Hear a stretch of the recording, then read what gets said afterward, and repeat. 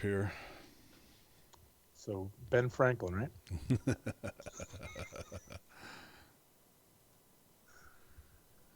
Squared Earth, Cube Earth, Yeah, cubism, Hubert. rubric. I Cubert. love I Nice. love Little. Hubert. So did I. Y'all law infidels, that's right. It's Wednesday night, twitch.tv/conspiracy horsemen. We're back here where all the cool kids are for the exclusive first round draft of our show tonight before any production. Appreciate you guys loading up the chat room, spreading the word. We had great numbers last week. Let's hope we can keep that flow going. It's been great at hackerhameen.podbean.com. We're up 10% in the last 2 weeks, breaking 3,000 downloads a day a couple times. Shout out to our whole production staff. Everyone, just all hands on deck, doing great things. Appreciate all my Horseman brothers for all they're doing as well. We're all hands. Yeah, as we're coming up, I think this is week 50, show 50, you guys. And I just posted them all on this new platform, onstellar.com, that scooped to me by Big Sal Allah. It's kind of a Facebook specifically for the paranormal and conspiracy. So on the Hacker Hameen, onstellar.com, if you want to go back through without having to search too much, I'm just putting all the Horseman stuff up there. So it's really been great, but it's loading up in here. Appreciate everybody as we get things kicked off tonight. I know we had talked about Hellfire Club, but we're going to push that show because we've got a great guest coming up here in about 15 minutes from Truth Frequency Radio. Paul on a Plane is going to join us. A huge name in the Flat Earther movement, and hopefully he can answer some of our harder questions tonight, which I'm sure he'll be able to because this is his forte, and he'll definitely maybe shake us from our foundations even farther than we've been pushed as we've exposed the lies.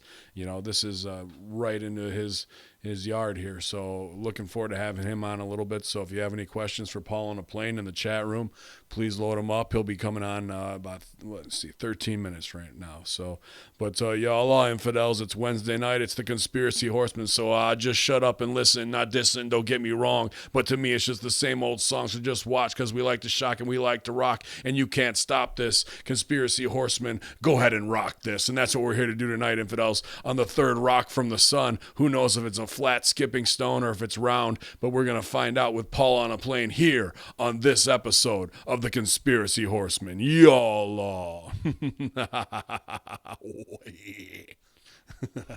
So I knew you'd like that one. But yeah, guys, hope everyone had a great weekend. It was good time for me up in Canada, tagging with Congo Kong, and then on to Slammiversary. I want to thank my guy Production Jimmy at Impact for hooking us up to get there. And man, it was a long drive home. So shout out to my boy referee Jason Massey, aka Sideburns, for doing the drives. I don't think we got home until 4:30 in the morning, and I was beat to hell. I was really feeling it, so it's been kind of recovery since then. But yeah, hopefully you guys are making it through. It's kind of a crazy, hot and humid, muggy, rainy week, so it's a strange one in the middle of the summer where you get all those crazy storms. So hopefully nothing interferes with tonight's feed. Hopefully I'm not jinxing us with that, and we get through the show with no issues whatsoever. And someone who doesn't have too many issues is my man Stevie Richards. How's it going, brother? How you doing tonight? Everything's good. I might have sleeves. It's pretty cool right now in the new room.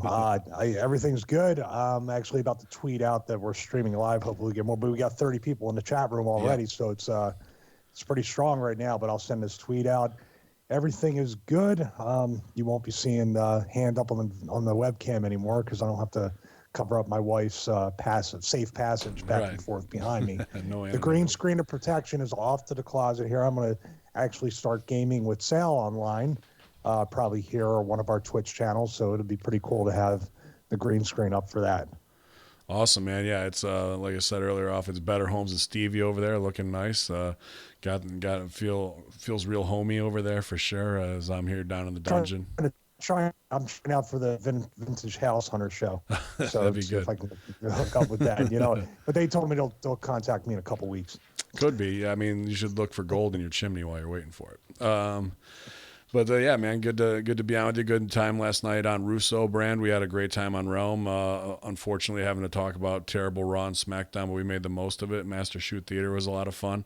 So if you guys haven't checked that out, if you're Realm brand subscribers, please go over and do that. I do my best Vince Russo impression last night, so it was a good time. Somebody with some issues. He's been hot all day long today, and he may be fired up tonight. That's my man, Big Sal. How you doing, Sally Balls? What's going on, man? It's just been a fucking awful day. People are just horrible, and I just hate everybody all over again. I calmed down, took my drive home, had my music going, we were good, listening. Get home, and what does Stevie do? He's like, oh, what about this dick? Yeah, it's all over again. I always know the right. My wife accuses me. I always know the right thing to say at the right time, so it's good. Well, hopefully you're not too triggered tonight. Take it easy on Paul on a plane if we start to go off. Yeah, here. listen, I'm not going to roll my eyes. There will be no sighing. Yeah, there will be okay. nothing. I'm open. I am a sponge. I am going to listen, and I'm going to absorb what he has. What are you laughing at? I'm laughing because the hashtag on my Instagram story of Flat Earth is about you need an electron microscope to see it because, I don't want anybody. Oh my God! No, it's interesting to me. I just want to make sure people get it. Just usually I make the hashtags a little bit bigger. Right. All I'm saying is people in the chat room, Justin and a couple, they're saying it's 112 in Arizona right now. Oof. Somebody said it was 102 in Texas, 108 in Texas. Why are you people fucking living in these places? Time to leave. Time to get out of those spots. We may be able to leave pretty quickly here as your favorite place, CERN, just broke the speed of light. So, it won't be long till they miniaturize that. And we've got our own Millennium Falcon to bug the hell out. And speaking of the captain of the ship right now, what's up, GGP? How you doing, man? Let's punch it. Yalla. How you doing, buddy? Good? I'm doing well, man. I'm doing well. I'm just waiting for Mr. Paul on the plane to touch down and pull onto the tarmac, and let's talk about some flat Earth, if it exists. If it doesn't exist, I mean, we'll see what happens. Yeah, man. I was watching some of his. I'll tell you one thing, not to cut you off. Oh, go ahead. Even all these people complaining about heat, nobody knows how to get better heat than the four of us. Yeah. So, Yeah. it could be 170 degrees. We'll still burn everything down. I think it was 170 degrees at All Bin in that arena. Holy shit, it was hot. I loved it. Oh, my joints felt in the ring. It was so nice. We drew Dynasty's largest crowd. And guess what? Their next show, we're not on it. Go figure. How does that make any sense? Yeah, we'll I'm see. gonna drink my water. I'm not on it because I'm booked in Buffalo at BCW, so I took the booking there in the Never Ending War this Saturday versus Super Cop Dick Justice. So if you're out there, I'll plug it again at the end, but should be a good time. Buffalo Championship Wrestling. The summer of All Bin continues. And we got giveaways as well in the Hameen Media discussion groups. You guys hadn't joined that. I've got from @Steve the Shoe Man gauntlets to give away. So get over there, join the contest. Some of those are sweet, man. Yeah, some those are cool. very cool. So we've had 3 winners already. Congratulations to them. I'll be sending them out probably by this weekend to everybody. I got to send 1 pair to Germany, you asshole, Boris. So I get to pay extra cash to send those out. But I know we appreciate all your guys' support, all of everything you're doing. GQ model over there tonight. It's got the Conspiracy Horseman shirt on. Appreciate all those sales, but I'm stunting with my Papa Don shirt on tonight as well. So we're all the force is strong with you, Ben. That's right. We're all representing the brand. Get the brand over strong. So if anybody you guys want to invite to the chat room, please do. Twitch.tv/Conspiracy Horseman. We're at 41 right now. Appreciate all you guys in there.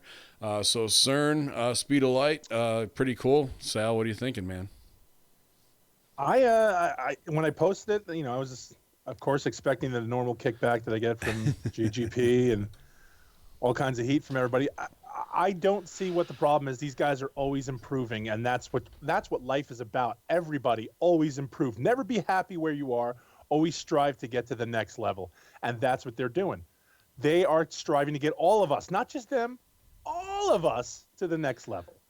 And you can't do anything but applaud people like that. Seems like they're doing it. There's no doubt about that. Another interesting thing from the Horseman chat last night, How about that? I don't know if it's phony and they called it a blue op, but that comic ping pong stooge off from QAnon where it looks like Huma Abedin and Hillary Clinton laying on a ping pong table at Yeah, Comet Ping dude. Pong. Pretty crazy. What do you think about that, GGP? I don't know what to believe.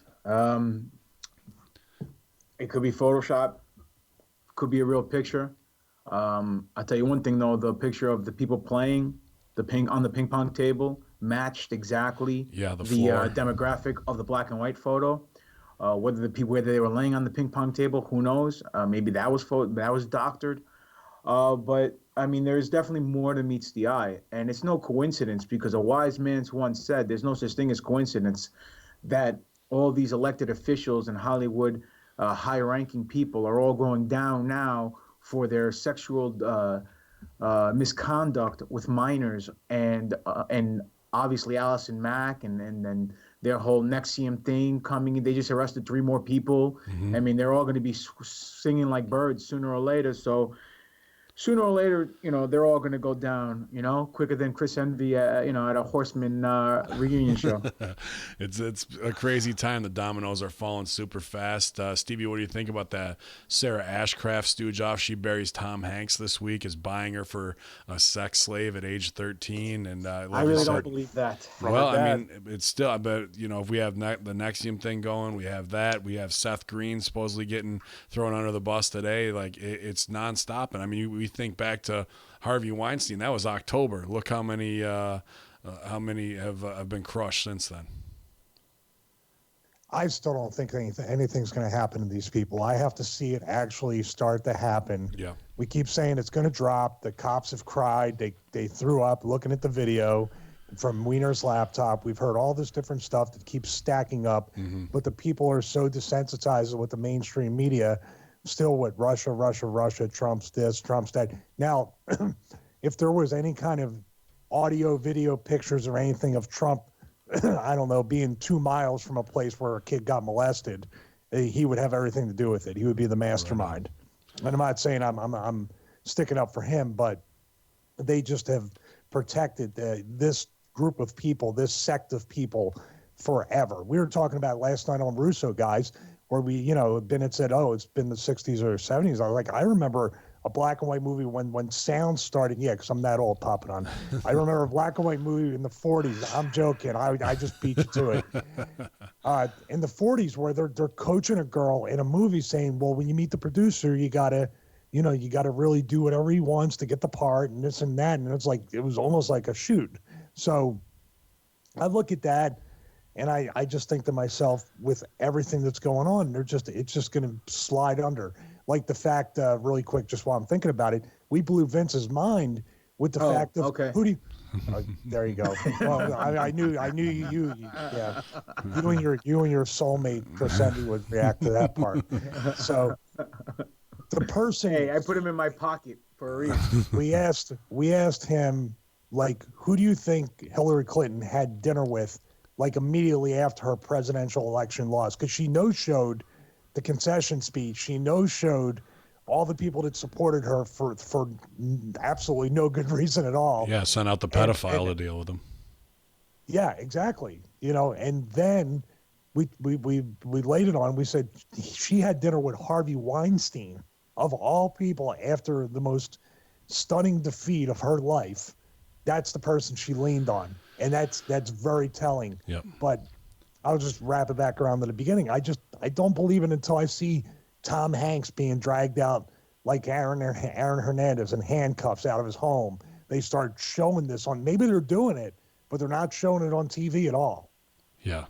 I can't wait for the New York Post headlines if that does happen, whatever Forrest Gump pun or, that they come out with, be very interesting, man. I just don't think, not to say anything without any proof or, more evidence aside from one tweet from a possible victim, but you just can't make it in Hollywood for 4 decades and not know where the bodies are buried. And that guy's been on top of the game. So you never know what's about to drop by the end of the summer. People just aren't going to be able to handle wrapping their heads around this. The heroes of our childhood all being picked apart and exposed for what they may really be. So I have a question for popping on really quick. Mm-hmm.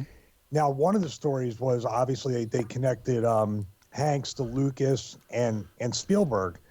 That there's a rumor going around that everybody, at least the females on Star Wars, needed to sleep with Lucas or do something with Lucas in order to get their parts. If that comes out as true, in all seriousness, how would that affect your, fandom of Star Wars? To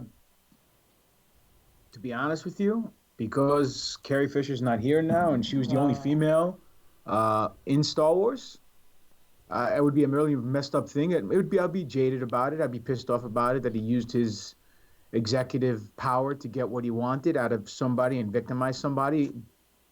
I mean, I don't know. I don't know how I would feel. I know how I would feel, and it would obviously affect my liking of Star Wars. But at the same time, we just said it best. It's Hollywood, and everybody was doing it back in the day. And not saying it's justified, but it wouldn't surprise me if he did it. Yeah. You know what I'm saying?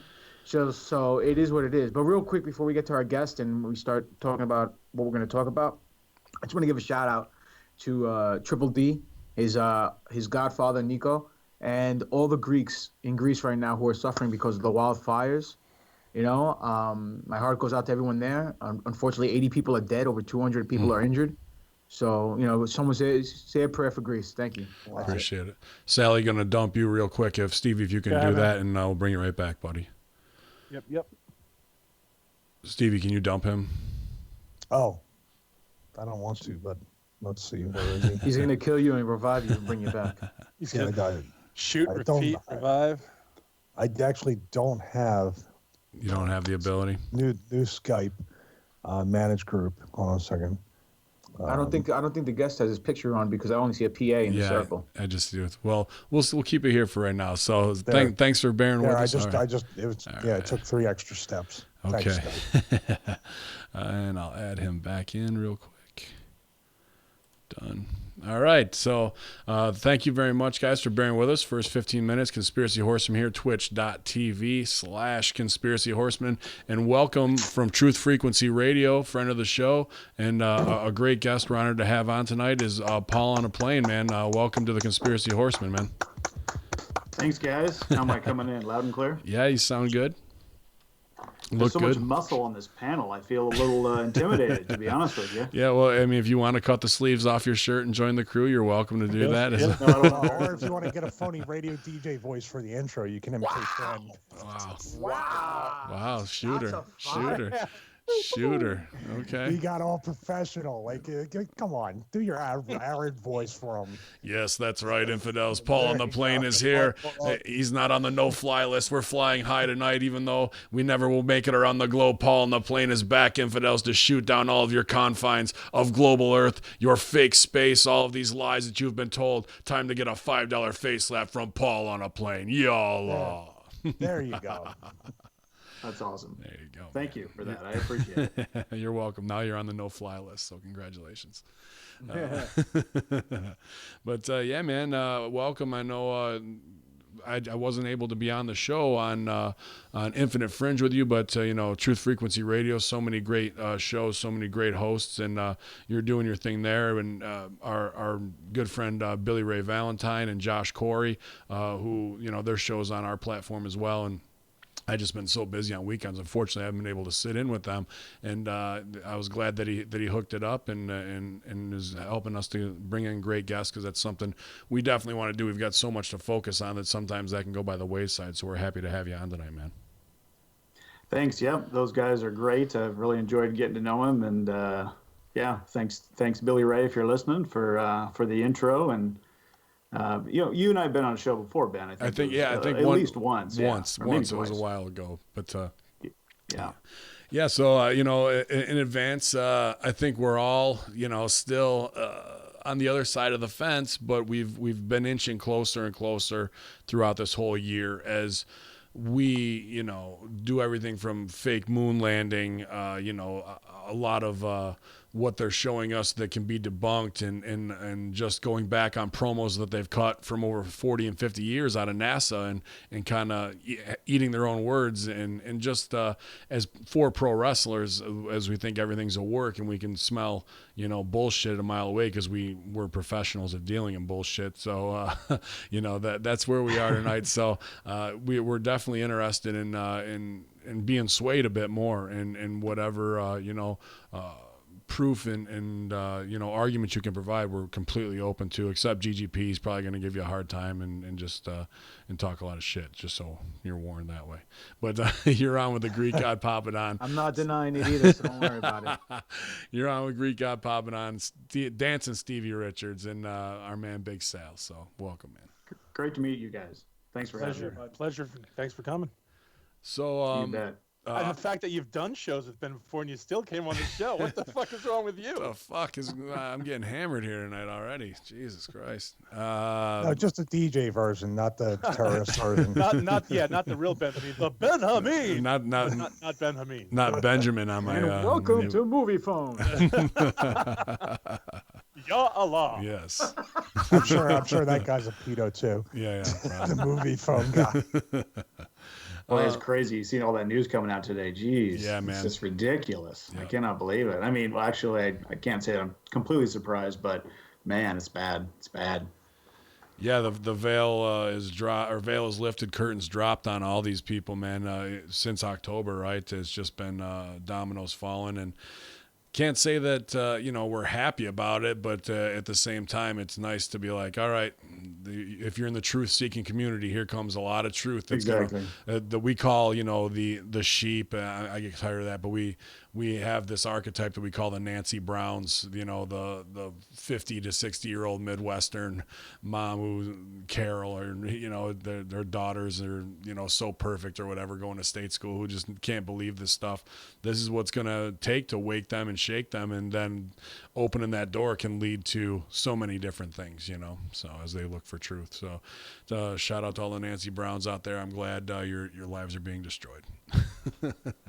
Yeah, as long as the truth's coming out, that's the important thing. Absolutely, man. So where do you guys want to start, man? I mean, we've talked fake moon landing. What's kind of interesting to me, some of the videos I was watching today and yesterday on your channel, Paul on a Plane, is it on the plane or on a plane? I can't remember. It's YouTube. supposed to be both, right? Okay. It's kind of a play on words. Right. I do travel a lot commercially for business and pleasure. I'm on a plane a lot, and I subscribe to the fact, or I say the fact, I subscribe to the belief that we live on a fixed motionless plane as well. So it's a dual meaning there. Yeah, Nancy Brown will never get that. But she doesn't listen to our show anyway, so screw it. But the one I was watching today is something that we've talked about a lot. And that is all of the Photoshop imaging, that we get sold as satellite imaging, and you just know it's a bunch of bullshit from the way even the color of the oceans is portrayed. You know what I mean? That wouldn't change over time, doesn't seem. But hit us with some great knowledge right off the bat, so we can kind of all get on the same page of where you're at right now. Well, the kind of the famous shots that we have, like the blue marble and the what it was like 17 years apart before we had like two shots of the Earth, and those are, yeah, I mean, and NASA admits it. They're photoshopped, and in fact, I think the creator of Blue Marble 1.0 and 2.0 is quoted as saying, that what he was trying to do was produce something that people wanted to see, what they expected to see, right? So to kind of confirm what you think it would look like. But they openly admit that the images that create those are from strip data.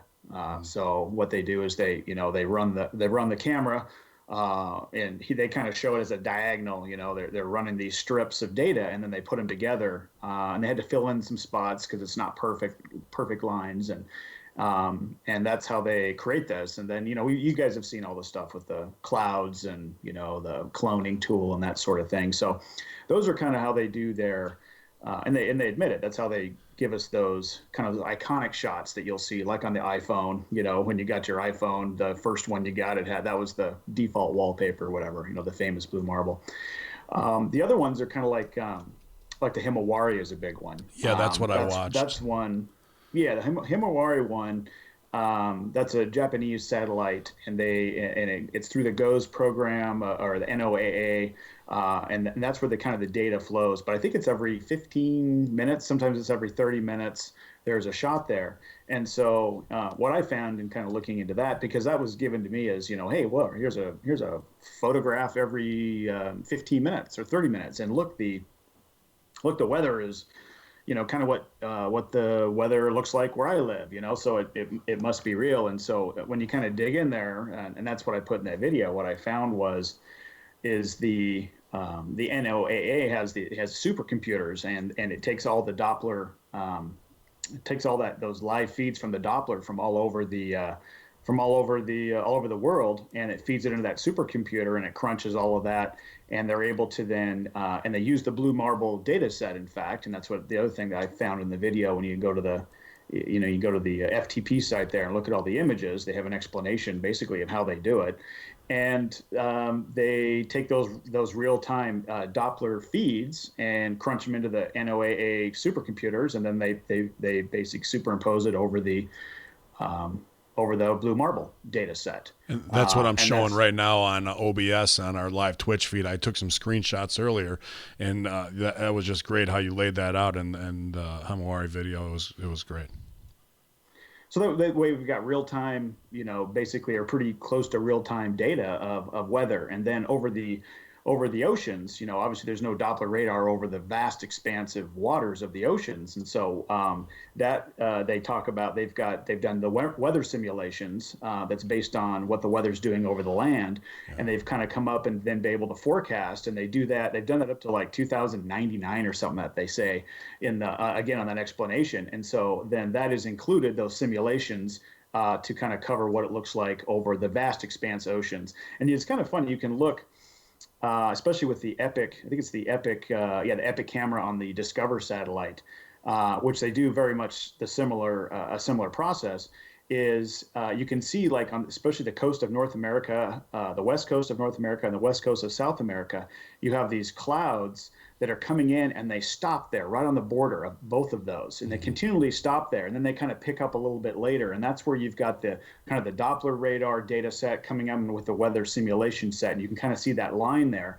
And it's, I'd say 9 out of 10, they've got that line there, whereas it would be weird. Why would all the weather stop right at the border and then pick up, 100 or 200 miles inland? It's just obvious that they're kind of stitching this all together with these, with these software programs, basically, in my opinion. Yeah, I mean, all that is really well laid out in your latest video. And do you even include some links to the show where the Stooge Off was? I'll put those up now, ftp.nnvl.noaa.gov. So if you want to go back, you're listening to this on Realm brand or Hacker Hameen brand, you can always go to Twitch and check it out, or my YouTube, or, I mean, Paul on a Plane. These videos are all up there with this information. These are just screenshots I took off of his great work as well. And then that leads you to the directory, which actually says the underlying colored land image is from the NASA Blue Marble Next Generation data set. So completely fabricated, not really anything that is, a true and actual photograph, everything done digitally, images, because they won't say pictures, everything's images, right? As far as which, leads to data. That's one thing, these aren't photographs like you would think, where we go out with our, our iPhone or cell phone or your camera and take a photograph. These are images. And so they're basically, and they're composites. They take a whole bunch of different data and they put it together and make it, what they think the world wants to see, in my opinion. And that's kind of a quote from Robert Simon, who was charged with building the famous blue marble.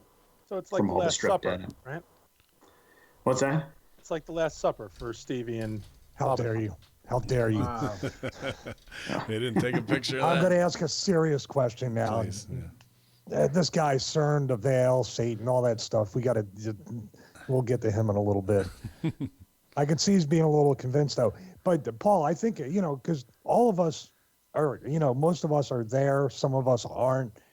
Like in the beginning, like what was the one thing that really was the aha moment for you, where you started to have the flat Earth theory belief, where you were just like, oh my God, this, because it's something that can be, we call it the new 9/11 in a way, because once you start talking about it to people, or you want to have a discussion, it's a visceral response.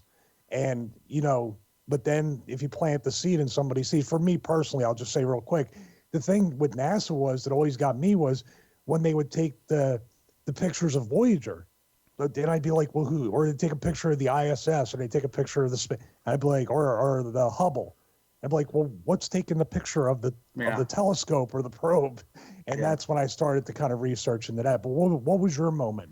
Well, when I was first, when I first even heard that it was a thing, which was for me 2000 or late 2016, I did kind of probably what everybody does. I just scoffed at it, And the first thing I thought of was pictures from space of, like we were just talking about. I was thinking about the blue marble and these pictures that we have. And I was like, how can anybody think that in today's world with all these pictures that we have? I mean, you've got to have been living in a cave, you're some primitive tribe that has never seen a picture, or whatever. So that's what stuck in my mind. And that's what I had to get over. And so I started started watching some of these videos to seeing how they did that, started doing some of my own investigation. And I was like, okay, maybe they're doing it the way they are because it's cheaper, and less chance of something happening, and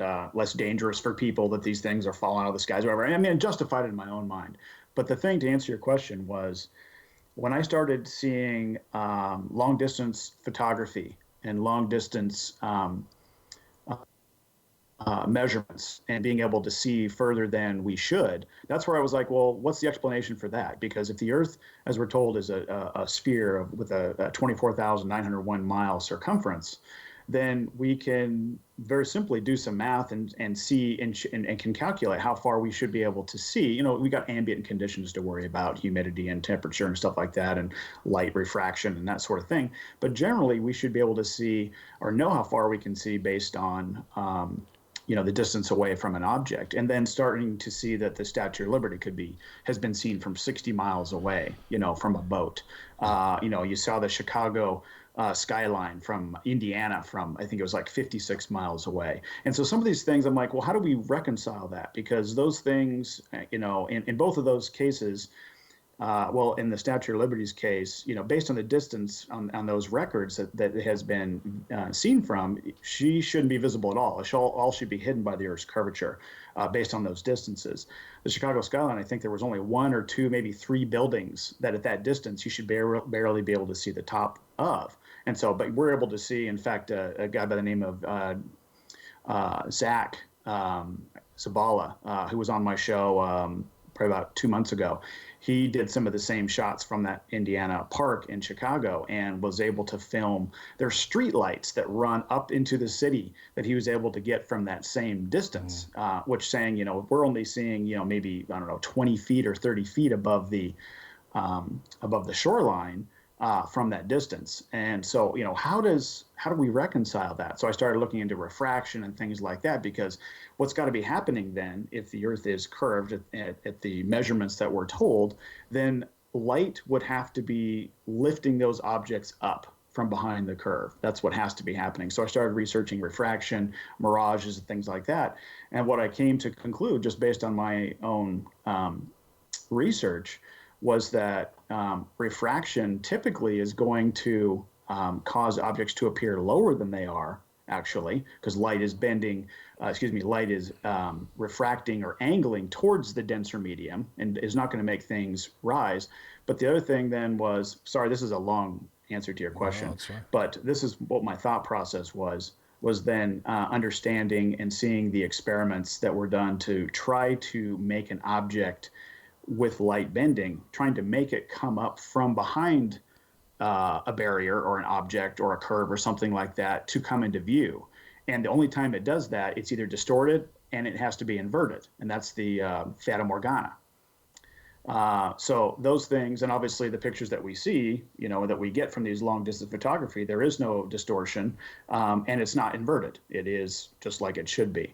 So as I started going down, this path, I started realizing that we're being able to see a lot further than we should be. And then the other thing I learned was that all of the scientific experiments that have ever been conducted in an attempt to try to prove that the Earth is moving, whether it's spinning or orbiting or whatever, both the 1,040-mile-an-hour spin at the equator or the 67,000-mile-an-hour speed around the sun, all of those experiments have failed and have not proven that the Earth is moving.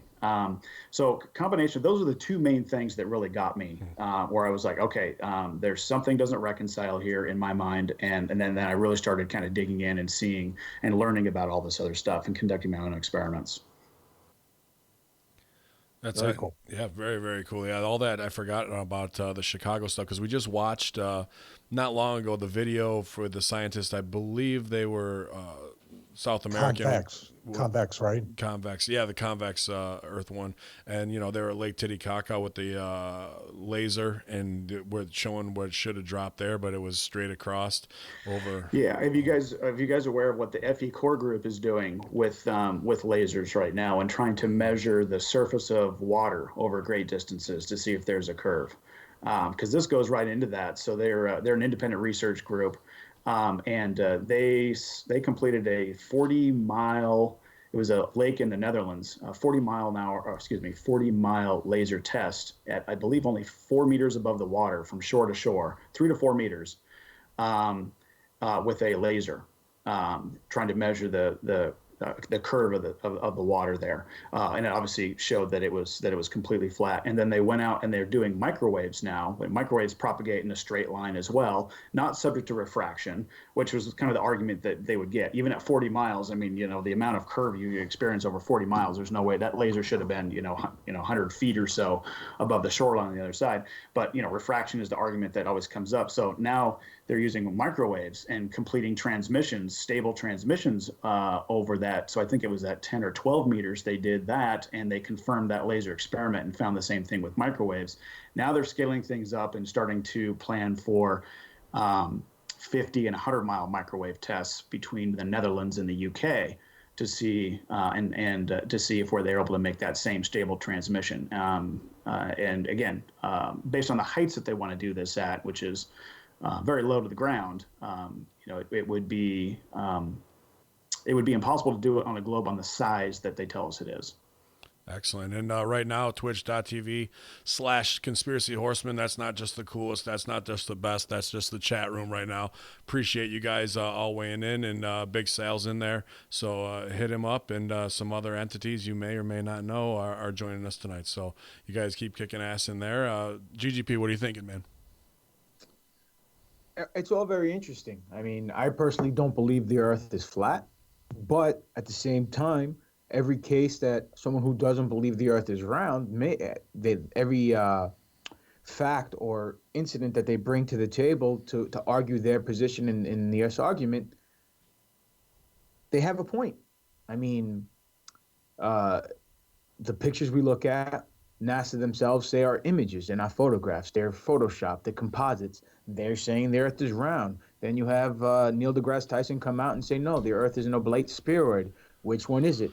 NASA's always coming out and saying something that contradicts what they said 6 months ago or a few years ago, whatever the case may be. So I can take, I don't trust what NASA ever tells me. My question, I mean, because like we've said, how does it justify, seeing the Chicago skyline? Doesn't make any sense. According to the curvature equation, we shouldn't be able to witness it at all. So there's an argument point that goes into your favor, and I'm very open-minded to find out a reasonable and logical explanation as why is that the case. Could the equation be wrong? I mean, the experiments that NASA proved that the world was moving and all this stuff, you said it yourself, was indecisive. It was incorrect. So, them saying that the Earth moves, they can't prove it. But we have to go along with it because they're NASA. That's what the sheep like to believe. But the one thing that blows my mind is is the stars, the constellations. They never change. Because if we're moving, if the Big Bang started over here and we're constantly moving and we're going and we're going and we're going, why are we still seeing the same stars in the same locations month at year after year, whatever the case may be, time after time? So I don't know where I stand with this, but how come when we have an eclipse, we see the shadow of our planet against the moon and it's a curvature? How do we explain that? Well, I'm not convinced that that's the Earth's shadow. So what do you think it is? I don't know what it is. The problem I have and what my research showed was that there have been in recorded history over 50 times during a lunar eclipse that the sun and the moon have both been visible above the horizon at the same time from the perspective of the or from the perspective, excuse me, of the observer. So what that tells me is that there's potentially something else going on there. So it's called a selennium, I believe, eclipse, and you can Google it. And if you ask me to spell it, it's going to take me 4 or 5 chances to probably get it right. But it's a phenomenon, and in fact, it's even admitted to be a phenomenon. They're not sure how it can happen, and is that the sun is above the horizon and the moon as well, and we see the Earth's shadow. So based on the heliocentric model, that should not be possible. Just this last lunar eclipse that was visible in North America was the January 31st of 2018. And I've got a video on my channel, Paul on the Plane, that shows this. The shadow, if that's what it is, we call it the shadow, but that darkening of the moon started from the top and went down, whereas the opposite should happen if, again, based on the heliocentric model. So, there's going to be a lot of questions. Well, what about this and what about this? I don't know. There's definitely something going on, and I don't know how to explain it. I'm leaning towards the sun, the moon being more of a projection than a solid object, and that's because everybody seems to see the same thing no matter where you are. For example, one way that I kind of relate this in my mind is if you're standing at the beach and during sunset and the sun is setting and you see that reflection right in a straight line coming directly from the sun to your feet, right? We've all experienced that at some point in our lives, right? So if a friend of yours is standing, 50 feet down the beach from you, you can run down to the beach and you're gonna to your friend and stand right next to him, and you're gonna look and you're gonna see the same thing. But he doesn't see what yours look like, 50 feet back up the shore, and you can't see his unless you're in the same spot. So I think it's more of a projection that we're seeing. And to answer your question, I don't know how it works, but there's enough instances. Even if one of these eclipses I was talking about, the selennium, even if one of these occurred in our recorded history, that should cause that whole explanation to be questioned. But it's actually happened over 50 times, which would be impossible in the heliocentric model for the Earth to be causing that shadow if we're able to see the sun and the moon at the same time during that event. There's Cosby math, Sal. Yeah. There's your Cosby math. Mr. No Selennium himself. Sally, what are you thinking about? How'd you like that? What are you thinking, bro? I don't know. I definitely don't have all the answers. And looking up, I think it's really tough for us to look up and try to explain what's going on down here. Mm-hmm. There's so many questions what's going on up above us. The stuff I focus on is more the natural science, and that is measurable curvature, scientifically measurable curvature, and scientifically detectable spin or motion. The thing that gets me the most, really, now that I've really kind of understood the arguments on both sides, is that I hear a lot somebody saying, well, you're not going to feel the spin or the motion of the Earth. It's like being in a car or an airplane, and you've heard this. You toss a ball up. Well, I'm flying at 500 miles an hour. I toss a ball up in my hand, right? And what happens? Does it fly to the back of the airplane? No, it falls right back down and lands in my hand, right? And so they say, well, see, that just shows you, you're not going to sense any movement. But we do sense it if the plane is banking, right? Or if the plane is decelerating or accelerating or whatever. I mean, yeah, the atmosphere, so to speak, is caught in the plane at that point. So we're not going to experience that. But if the plane is moving, and I'm talking about angular momentum now, where it banks, slows down, or accelerates, you're going to be able to sense all of that, right? And if the plane is, let's say, decelerating, or during takeoff, if you were to throw the ball up in the air, if we had enough room, it might be a different story if the ball is going to go back a little bit. But we are in a constant speed, right? The ball is going to go up and go down, so it's traveling the same speed as you are. But we experience changes in our angular momentum. Now, the Earth, not only are we supposedly spinning, right, around, but we are also traveling around the sun in a curved linear path, not a straight path, a curved linear path, continually changing, okay? And then also, we're corkscrewing, okay? Because the sun is also supposedly, according to the heliocentric model, flying through our galaxy at 454,000 miles an hour. So we're actually corkscrewing after it. And then supposedly our galaxy is rotating around the great attractor at over 1.2 million miles an hour. So there's about 4 different directions that we are supposedly moving at any one time, not in a straight line, but we don't sense any of it. Yeah. And that doesn't reconcile with what happens here on Earth when we're going in a constant speed in a straight line, yes. But if we're turning at all, angular momentum, like driving the car down the road, if you're throwing the ball up in the air, it's going to land. Start turning the wheel and go into a turn and do it. What happens to the ball? It goes sideways. Yeah, but won't you think that gravity, or whatever we believe in, whether it's gravity or the magnetic force of the planet, have some kind of effect on why we don't feel movement?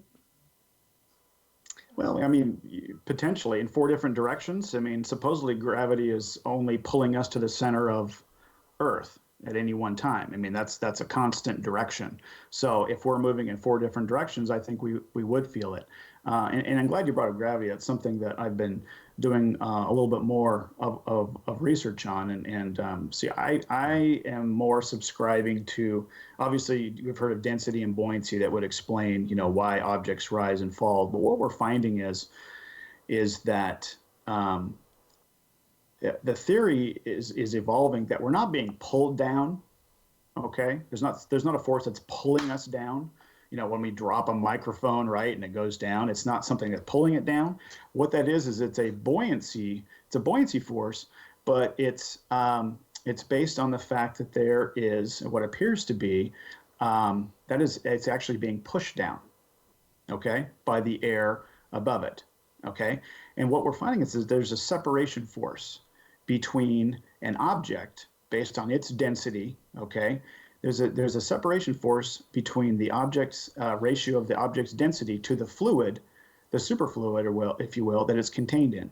So water being a fluid, and air is a fluid. I mean, it also is subject to fluid dynamics, just like water is. It's just it's obviously a different fluid, and we live in that fluid. So everything that we interact with every day, living in air, is going to be subject to the fluid dynamics of the container, if you will, that we live in, which is air. So where this started was my co-host on Paul and the Plane Live on TFR. He's been doing experiments for about 2 years now, and what he found is that a gallon of water, okay, in the air is going to weigh about 8 pounds. Just think of like a milk jug, right? You fill it up with water, you put it on a scale, on your bathroom scale, it's going to weigh right around 8 pounds. If you take that same jug and you empty all the water out of it, I'm using that because it's a real light container, so it wouldn't make much of a difference. If you empty it all out and you cap it, so it's now the air is trapped inside of it, and you take it into your swimming pool, okay? So now you've got a gallon of air in a container of water. We found that it also weighs 8 pounds in the opposite direction. Okay, and it doesn't matter the depth, whether it's 1 inch under the water or down at the bottom of your swimming pool, like 8 feet down, it weighs 8 pounds in the opposite direction. So I think maybe you can use buoyancy as the word to describe it. But what we're finding is that basically, and it only works on the z-axis, the up and down, is that there's what appears to be kind of this natural separation force between objects and the fluid that they're contained in, and it only works on the z-axis. So when you're lifting that heavy washing machine, you're moving for a friend of yours, that object is looking to separate from the fluid it's contained in at a certain speed, subject to fluid dynamics. and that is the air that we're contained in. So that's, the search for gravitons, the search for all this stuff, and gravity being so selective. What we're doing is we're finding that there's maybe other physics that are involved here in how our world works. Okay, and it doesn't appear to be, based on all of this, that it's a very weak force that's supposedly holding the oceans down, but not subject, some other objects to, that to the center of an Earth, just like the bumblebee. I think it's a classic example. I don't know if you guys have kind of studied this at all. According to physics, the bumblebee shouldn't be able to fly. The ratio, I guess, of the body mass to the size of its wings, and it's a phenomenon that it can even get off the ground. Okay, and the hummingbird, I think, is another example, but I think the bee is the best one, is because what I think we're finding is that there's a frequency that's running through everything, and what the bumblebee is doing by being able to levitate is that it is changing the frequency of its body mass subject to the fluid around it. Okay, and it's creating levitation. Oddly enough, Paul, I just in the chat room I brought up, how does a bumblebee not fly to the back of a plane if it were just hovering in the middle of a plane? So, and then you just brought up the bumblebee. So now everything comes to pass. Sal, Well, I was talking about how does a bumblebee fly? Because Right. whether it's in a plane or not, just being able to lift off the ground, our physics that we're taught would say that it doesn't work, but it seems to be doing something by changing the frequency. And you look at this, you can go on YouTube and Google sand hot tubs. Have you guys ever seen this? Where they shoot they shoot it through the sand, like frequencies through the sand, and it turns the sand into water. So they're like swimming around and splashing, and it's dry sand. Okay, and what it is, it's changing basically how that substance reacts to the fluid that it's contained in. So there's just all this cool stuff going on, and we're being able to I start to understand how our world works. And unfortunately, it doesn't involve gravity at all. I remember when I was in undergrad for music therapy, there was plenty of that too, where they would put sand on some type of metal plate, aluminum or tin, and tune different frequencies to it. Frequencies. And it would change the pattern of the sand itself into almost sacred geometry patterns. So if it can do that, right, with frequency change and that, what can it do music therapy wise to someone's body, to the platelets in your blood and all that kind of stuff, man? Yeah, and real structure. quick before your question, I think, and this is where we're going, is I think that there's a frequency to kind of everything, and that's kind of keeping us where we are as far as what we experience with up and down and that sort of thing. If we could find a way to change that frequency, that's going to, and that's going to allow us to maybe change, how, objects react, or that ratio of their density to the fluid that they're contained in, whether it's water or air, we might be able to come up with free energy and things like this that we so desperately need. Well, Tesla once said, if a person wants to unlock the secrets of the universe, all they need to do is understand the frequency of 3, 6, and 9. So maybe, obviously this sounds like it plays into that notion. Exactly. Whatever that means, though, that's the secret. You got to find out what 3, 6, and 9 frequency means. I think it has something to do with the Fibonacci square, if I'm not mistaken. Yeah. But that's another. I guess that's another story for another time. But let me ask you this then. You're saying that you think. Right off the bat, you believe we're in a plane that's not spinning and not circular, or it's not part of the heliocentric model that's been presented to us for ages. And my question to you is obviously this. You said the sun and the moon is a projection. Where's that projection coming from your viewpoint? That's one. And two, why is it that when we look at other planets, whether it's Jupiter, Mars, the sun, moon, whatever the case may be, they're all spherical? What's your explanation for that, as far as from your study? And I'm not saying what you're saying is wrong, and I'm not trying to debate you and prove that the world is round. Like I said, this is an open thought forum. So I just want to hear what your retrospect on the topic and the case may be. Holy shit, we got the clone back. I gotta say, he's retrospecting instead of He's a perspective. retrospective. 369, damn, he's fine. GGP hit him one more time. Get low. Sounded like Al Sharpton I there know. for a second. Then my brothers, I what pay is my your taxes. retrospective? Good one. Yeah, go take it away, Paul. Sorry. Feel free to bust Unfortunately- anybody's balls, Paul, that you want to as well. Just No, it's your guys' show. You No, guys, you can bust balls. I'm we'll being just bust them respectful. back. No. Come on. Show's about free thought and free speech. You can say Yeah, whatever. make fun of I, us. Make fun of us. Everybody else does. Yeah. Oh, okay. The answer to number one, I don't know. Okay. I don't know. Fair enough. I simply don't know. Again, trying to understand what's going on above us is, you know what? Maybe we're not supposed to ever know. Maybe, I don't know.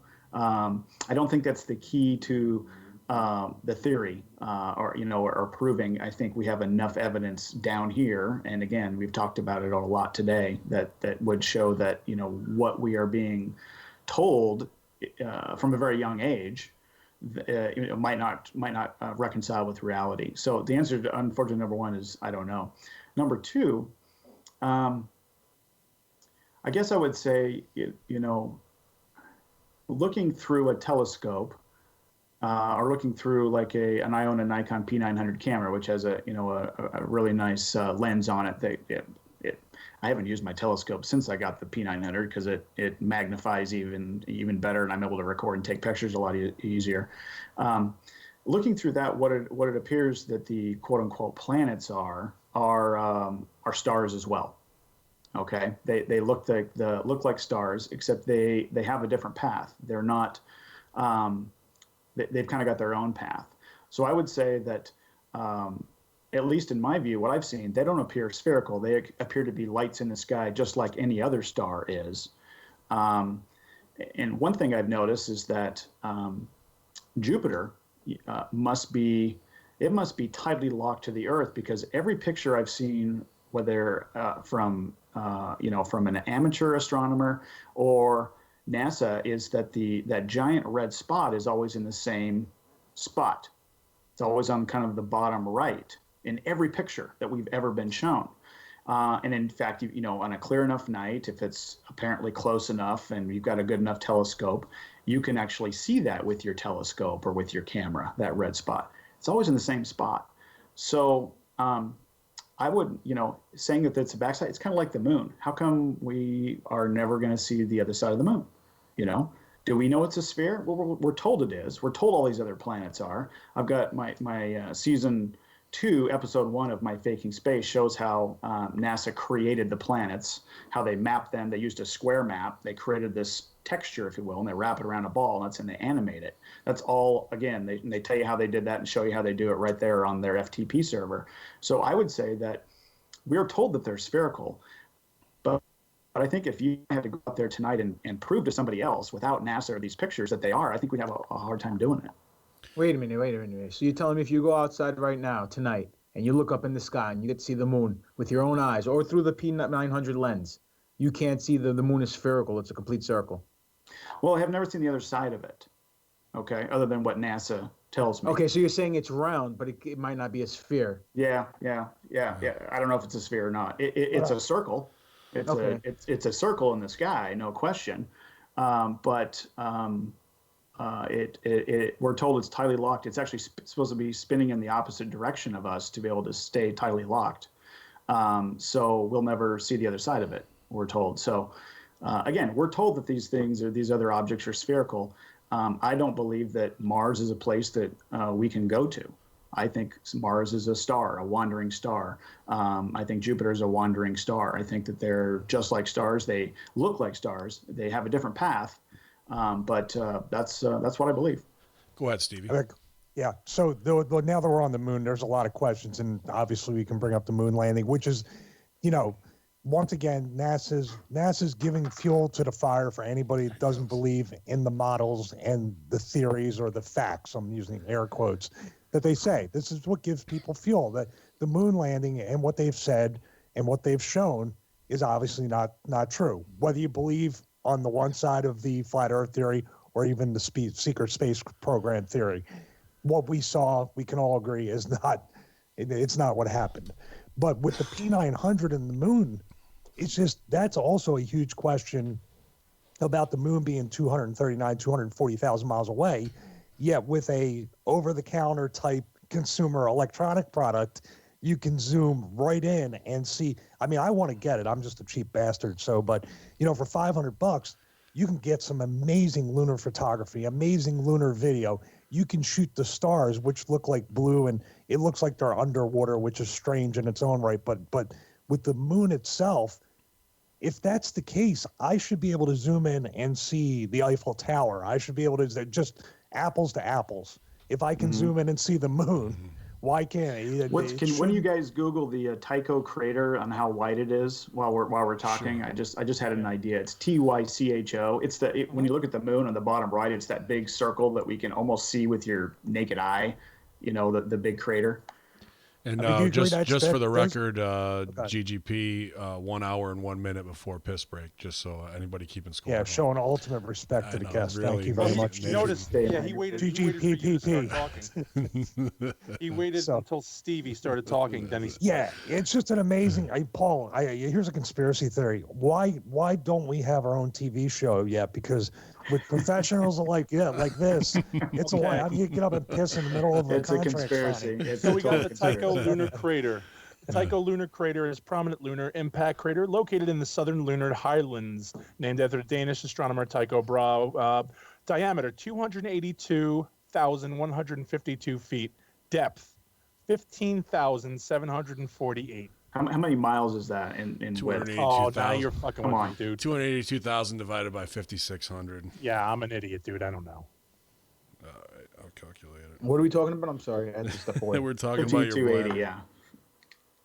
We're talking about the Tycho crater on the moon. It's the biggest crater I think that we can see with the naked eye. It's on the kind of the southern, usually the bottom right of the moon, and it I think Isn't it's it like strange? Isn't it it's like strange 50 that miles. or 50, 60 miles away. 50.3 miles roughly. Okay. Isn't it strange that spot and also I'm going in a rabbit hole now. That spot and Jupiter spot are both on the bottom right hand corner and never move. I don't know. Another video. Another video. So that was one thing that got me was that here's the crater. You can almost see it with the naked eye, and obviously with the camera, like we were talking about, you can almost fill your viewfinder with it. This crater is 50 miles wide, and it's also 240,000 miles away. Allegedly. Allegedly, thank you. That didn't reconcile in my mind, and I'm a simple guy, all right, but that's one thing that I had trouble with. How can I almost see this thing with my naked eye and definitely can fill my camera view screen with something that's 50 miles wide, but 260,000 miles away? That one was difficult for me. Well, Just the fact that the Earth and the sun and the moon are the same size. They appear to us to be the same size, but the sun is 400 times bigger than the moon and 400 times farther away. It's just convenient. Big Sal Allah, I want CERN's official statement on this. What's going on in your head over there, bro? I'm you know what? He's making his points, and again, his beliefs. It's something interesting, and I'm open to listen, and I'm listening, and I'm not rolling eyes. I haven't huffed, I haven't puffed, I haven't sighed. I You haven't done sound like you are now. A little bit. Complete I'm not. gentleman. Complete gentleman. Thank you, because you know what? I appreciate him bringing his knowledge here and sharing it, because simply, I'm interested to hear what he has to say, and I'm listening. He doesn't sound like a complete maniac, like when Stevie starts talking about it. I am interested in hearing all of his facts, and that's what I'm here to do. So Why would you say that? I don't sound like a maniac when I talk about this stuff. Oh, yes, you do. I literally, actually, we're saying in the chat room, I have nothing. I really don't, because again, this isn't something that I've put much thought into, because I don't feel like it's, to me, I can't just come out and be like, yeah, it's flat, or yeah, it's round. But the fact of the matter is, like, what he's saying makes sense, and I'm okay. And Well, what gets us fired up usually, Sal, right, is when we look at the work side of it, like, and the other conspiracies maybe tied to it, and the why, and the masters of who's in charge. We talk about the fake moon landing, and Right. look at the looks on those guys' faces the day after they get back. Yeah. You know, and they're doing their press conference. They couldn't sell shit, right? They not a lick, man.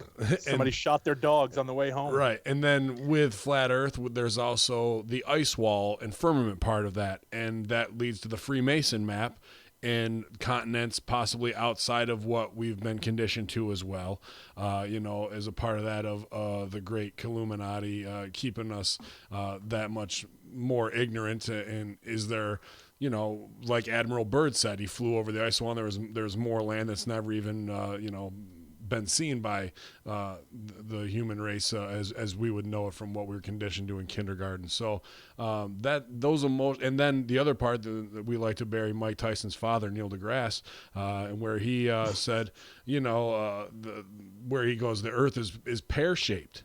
So like he's shilling for NASA with these bullshit perfect spheres, so that we've been conditioned since kindergarten or even before that, when you're starting to build dexterity and you're playing with and whatever ball your parents give you to build that way. So like globe is just kind of built into us from a baby's age. So even them going against it, or we can't go back to the moon, we lost all the shit, we can't come up with it anymore, or there's only 13,000 tapes, like 700 boxes. I mean, right. It could have been misplaced, or we got to punch it through the right. Van Allen belt because we Gotta punch it. That's my have you favorite. guys looked into the Antarctic Treaty and all of that? Oh, Yeah. Yes. Mhm. Yeah, during my maniacal rants, I've Here he always goes. He's look. seen He the got burn crazy. on He it. got crazy right there. Look at him get. I didn't Yeah. realize it just till recently. I didn't realize that the protocol, I think it's called the Protocol for the Environmental Protection of within the Antarctic Treaty, which dictates if you're going there and you're not government sponsored, if you want to just go freely, and do whatever you want. As a flat earther, I hear all the time, dude, just show me a picture of the edge. I'm on your team. Just show me a picture of the edge, right? Well, I don't understand, and this is what I'm coming to learn, is that the ability for me to go do that it's impossible. They've made it impossible for me to do that. Even if I was Indiana Jones and had the best parka, and could walk thousands of miles, that's basically what it would take to be able to go independently. If you can even get to the shoreline, okay, and get through the patrols, there's no motorized vehicles allowed. So I was like, okay, we're going to go with sled dogs, right? Well, there's no dogs allowed. You have to carry your own poop and pee. You can't, you have to have a permit for that. You're basically going on foot. So you're telling me that I'm going to go trampsing around to try and find the edge, if there is one. I'm not even saying that there is, because I've never been there, so I can't say definitively. Or if there's a dome or a barrier you're going to run into, or maybe it is infinite, or maybe it goes on a lot further than what we're told. Who knows? But I'm sorry, I'm not laughing. I just put up a picture of Edge the wrestler. Inside joke, inside joke. So if you want to go by plane, if it's a single engine plane, you got to stay within 80 miles of an airport at any time. If it's a twin engine plane, you got to stay within 160 miles of an airport at any time. If you're going to sail, you got obviously the country of origin, that sort of thing. So even if you get to the shoreline, you're talking about if you want to prove that you can, basically go past the South Pole and go on the other side and come out at, Australia or whatever, you got to do it on foot. And you got to bag your poop and pee. Here's my problem. Did nobody else see the thing? Did nobody else see that? Yes. Right? Like, come on. Why would you go to Antarctica? There's nothing but trouble there. That's the point, right? There's got to be something going on down Well, here's there. the thing with proof of a staged world. Then I don't know what it is. There is something going on there, because then why would all the world leaders go and attend there? Why would John Kerry go there? Why would the Vatican send the Pope there? Why would the Archbishop of the Greek or the Russian Orthodox Church go over there? Why would Buzz Aldrin go over there and then have to be sent home? There's something going on down there. Of course there is, and there's a reason why that's the only tree that's not been broken since its inception. I mean, there's something fishy going on over there. Whether it's a hidden city, whether it's more pyramids, whether it's creatures or cryptids that are frozen within the ice, whatever the case may be. You know what I'm saying? Captain we have America. to have we have to Captain have America. Captain America. By the way, I was just going to say that people may not realize this, but we're usually not so eco-friendly these days. We're usually not so protective of the environment when we don't go to these steps that you just mentioned, Paul, which some of them I never even You can't step heard on a about plant. with the If you step on a plant, you're talking about fines and a year in jail. Okay, in Antarctica. And here's the other thing: you have to fill out this advance notification form. You got to give your state government like 3 months in advance notice that you're going to be going, and you have to justify where you're going. They either have to approve it or deny it. And let's say that they do approve it, they have to get permission from the 7 nations that have a claim to land in Antarctica and get their approval as well before you're able to go explore independently. Let's say you jump through all of those hoops. You have to prepare and have prepared with your advance notification form what's called an environmental assessment statement, which will cost you, allegedly, again, I haven't done this myself, but I think I'm going to go through and see if it truly costs this, somewhere between $250,000 to $1 million to have prepared that you're going to have to submit with your advance notification form that your state government has to see what your environmental impact. So, by the way, you can't poop or pee there either way. I mean, you're going to have to bag it. I mean, they've obviously made this so where it's impossible. We're not going to. I'm sorry to laugh. All I keep thinking about is us showing up, and there'd be some skinny girl with glasses going, "Well, normally we get a donation of $50 to $100." Yeah. Well, there was the one guy who tried to pull the work too, right? Well, he wanted 50,000 from each person. He was going to take like 13 people to the ice wall to the edge. He said he'd been there, and that I can't remember the dude's name though. That was like back this fall when we were doing stuff on the Infinite Fringe. But that turned out to be a total bullshit work too, or maybe I did a video on that. I found out that he had ties to NASA and the lady there that where he got that picture. He had sent out a picture to everybody saying, here, this is what the edge looks like. I found it on a blog of a NASA photographer that when she was down there in Antarctica that she had taken. I found it. So yeah, it was a bunch of crap. Is that the picture that we all looked at? That was the wall one. But still, I mean, to go back to your original point, what is it? 33 countries signed on that treaty. It's like 50 something now. Is I it think it's up to like unprecedented? 51. They just had their meeting like the beginning of this month in somewhere in Europe.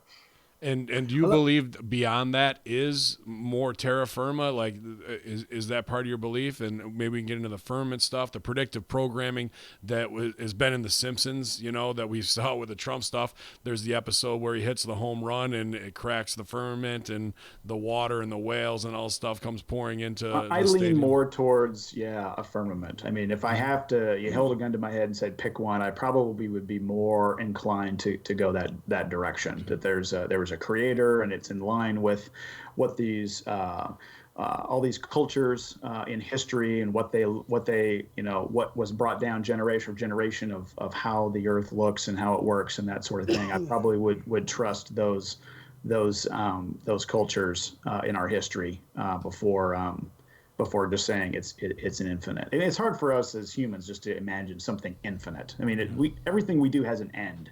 So being able to say it's infinite, that's really hard for me to grasp, just mentally.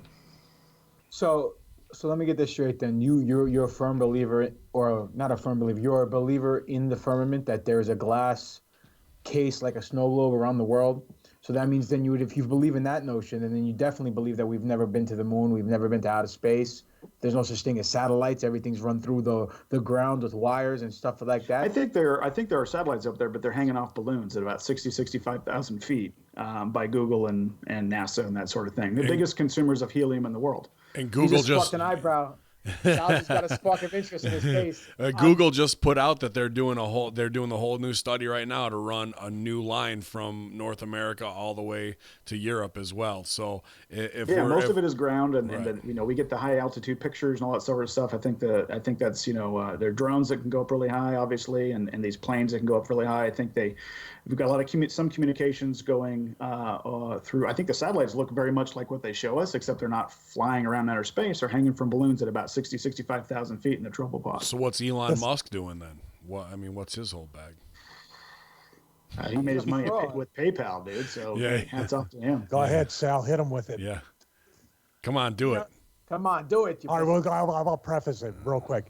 We have a theory that somebody pissed off Elon Musk, and there's somebody in the trunk of that car if it is in space. And then Sal hit us with this.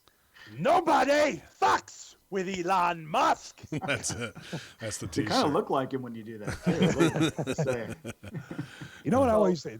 The big question, just you can go ahead, pop it on. No, you go first, bro. Ladies first. The big question I always had about it too, talking about communications. I've read up, and our friend of the show, you probably know Curious Jay. He's from the Flat Earth podcast.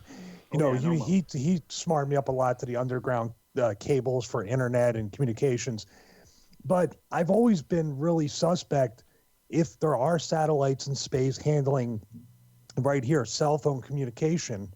There shouldn't really technically be dead spots at this point No, there's all radio in technology. Towers. Yeah, it's all towers. Yeah, your phone is going to trying to find at least 3 towers so it can triangulate, and that sort of thing. So it's mostly ground based, but how does a satellite phone work out when you're, maybe 100 and 200, 300 miles offshore in a boat? I think that's where the balloons are coming in.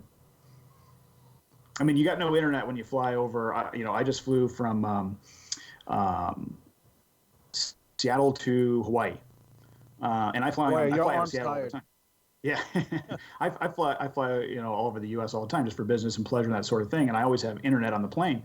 And it had been like 15 years since I'd been to Hawaii.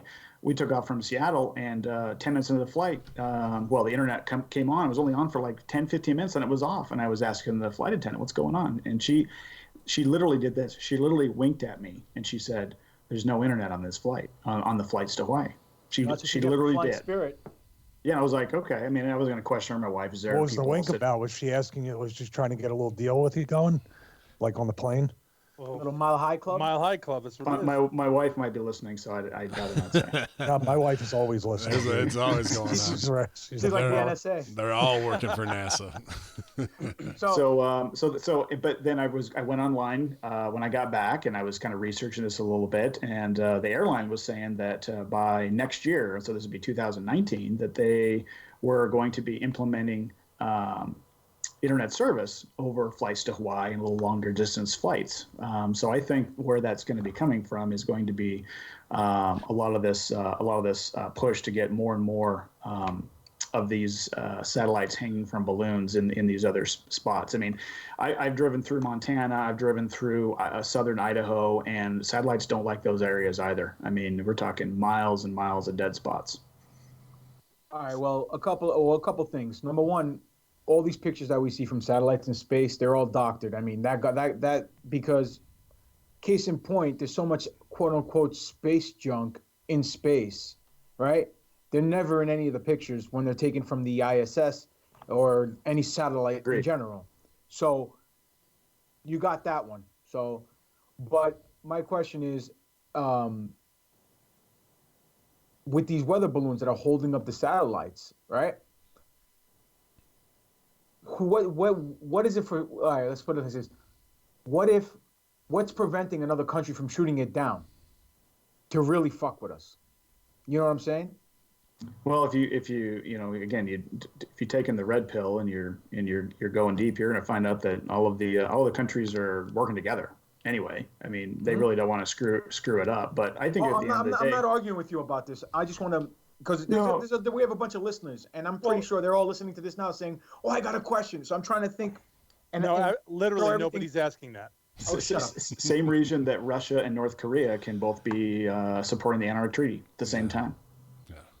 Sal is a CERN employee, and he's on the side of the government, so don't listen to Sal. No, my thought is, if we have all these giant balloons holding up these satellites, shooting one down is going to do dick.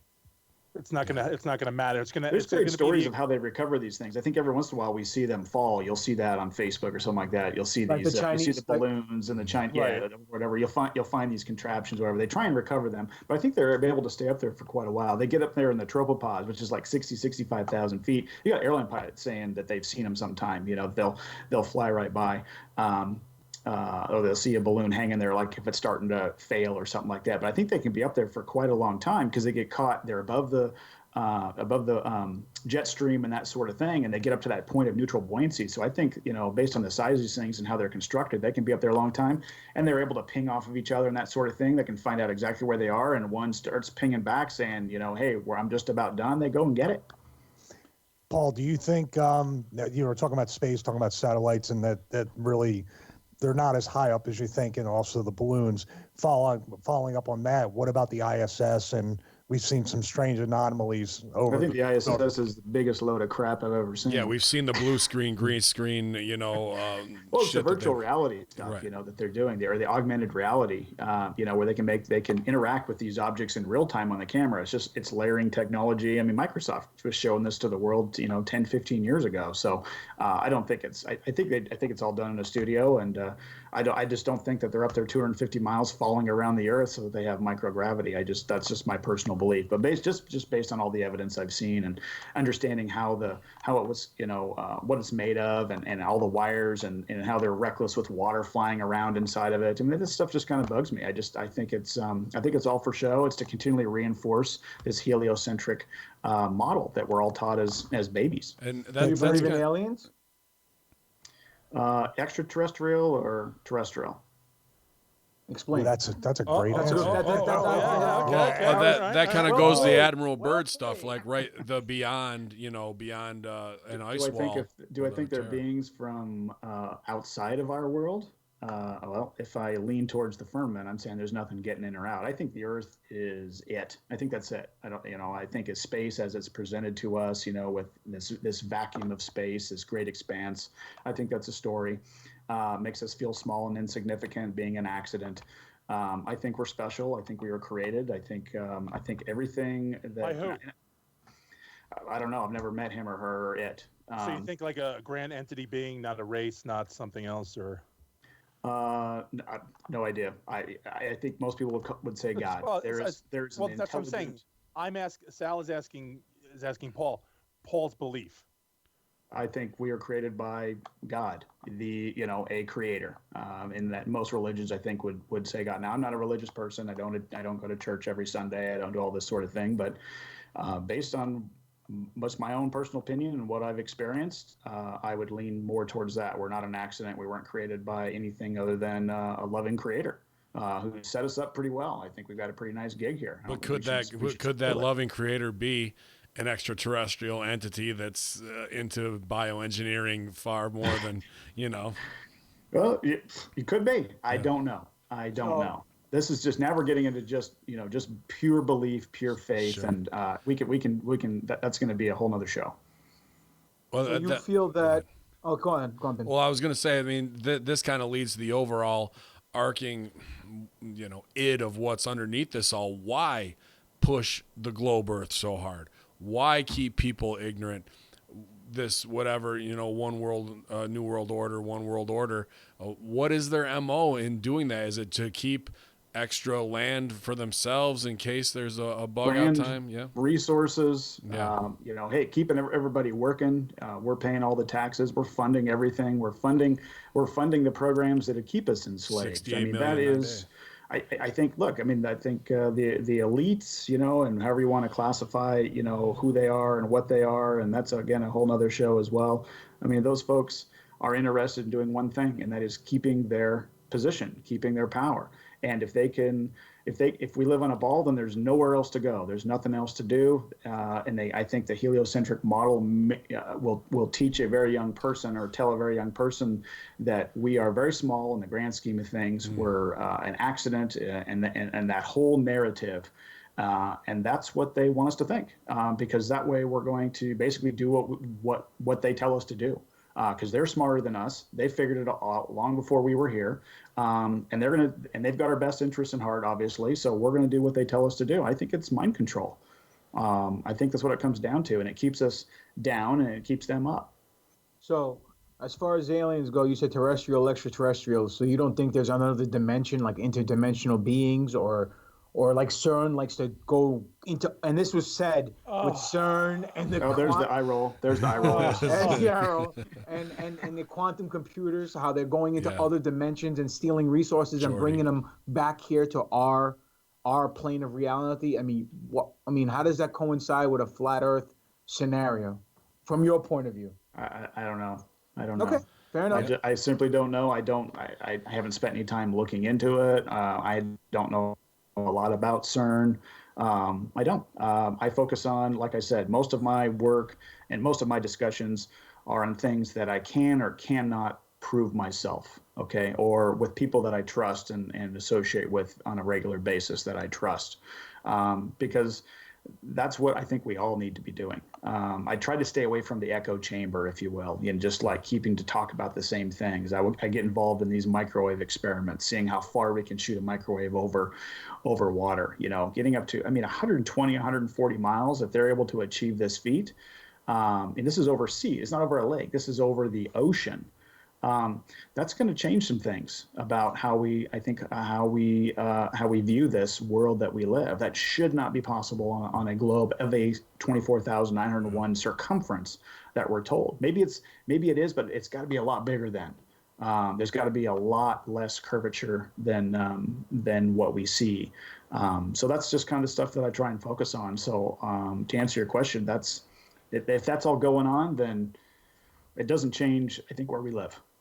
It's funny is, Paul, that like you're actually sounding more like an actual scientist than the scientists that are giving us whatever stuff they're giving us. Like it seems like science, at least from what Neil deGrasse Tyson or anybody that's on the surface as the spokesperson for these types of theories and everything, it seems like it's at a stale point where there's nothing more to learn. And we know everything, and we don't need to do that. Where you're saying, first of all, you're saying I don't know, which is like really refreshing. And most scientists don't know how to say that. No, most people don't on social media or anything. Everybody's afraid to be wrong or say I don't know right now. I'll find out, or be wrong and then find something out. With an open mind.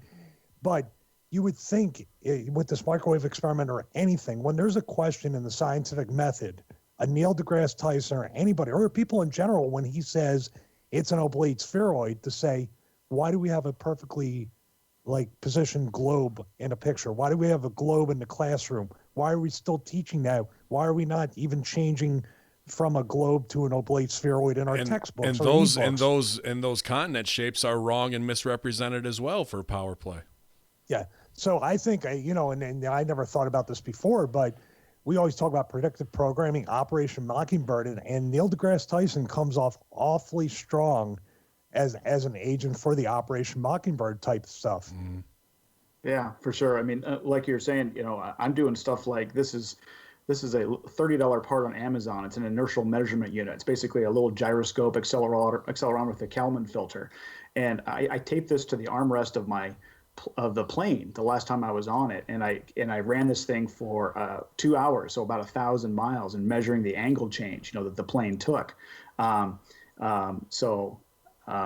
Things like that. I think this is where we need to go and be gathering data and things of that nature to try to understand how does a plane work. Because I think we can learn a lot by being able to navigate over the Earth. If it's a sphere and spinning, I think that's going to be a lot different for the airline industry than if it's a flat, motionless plane. I would have been taken down right at at baggage scan right there. If they saw that in my bag, I'm down on the floor. He's got something. This thing is this is a $30 part, and what they do is they use these for building robots and stuff. It's a little gyroscope in it, so it tells it if it's level or not. Right? It's no gimbal. Yeah. So that's what these little things do. So, and I think anybody can get on there and do some of this stuff themselves, and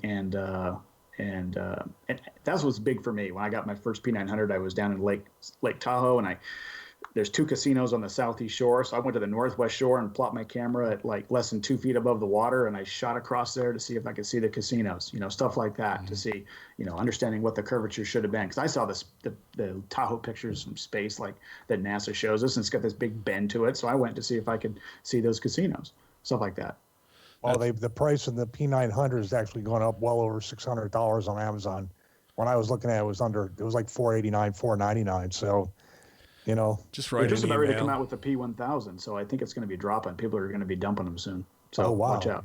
Yeah. Oh, cool. Awesome. Yeah, it's got like a 200x magnification instead of 82, so it's getting serious. Paul, for all of our go ahead. No, go ahead. I was going to wrap it up. I was going to ask a technical question about the P900, because someone made an argument with the P900 camera, them being able to see the moon so clearly. being 200,000 plus miles away, but yet trying to see something, I think they were saying their bank that was like 20 miles away from where they were standing. It came in blurry. Why would that be? You're looking through the densest part of atmosphere when you're looking across the ground. So we got a gradient in our atmosphere. So obviously the lighter air is going to be up high, and as you get down, it's going to be a thicker, more humid and thicker air. So when we're trying to see long distances over land, we're going to be subject to a lot more atmospheric blocking, I would call it. It's going to create a lot more distortion. You got heat and you've got moisture and all of this stuff going on. So as you go up, that's why when you see the sun or the moon on the horizon, they're distorted as well, and they look bigger and different colors, and you got all this stuff going on. But as they get up in the sky, they're much clearer. When they're directly overhead, you're not going to see any there than that, because you're looking through thinner and thinner and thinner air looking straight up. So that's how I would explain that. Awesome. I just wanted to start wrapping up here, but Paul, where do you want to point people to do more research aside from just Paul on the Plane YouTube channel? Awesome stuff there. You guys go subscribe, absolutely, and binge. But what are some things that you would like to help with your movement in this to just waken people up? Some simple things that they can take a look at themselves.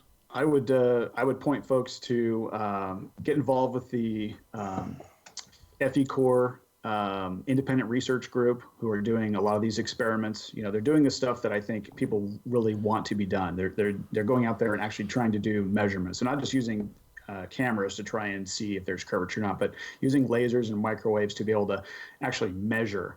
And using the scientific method.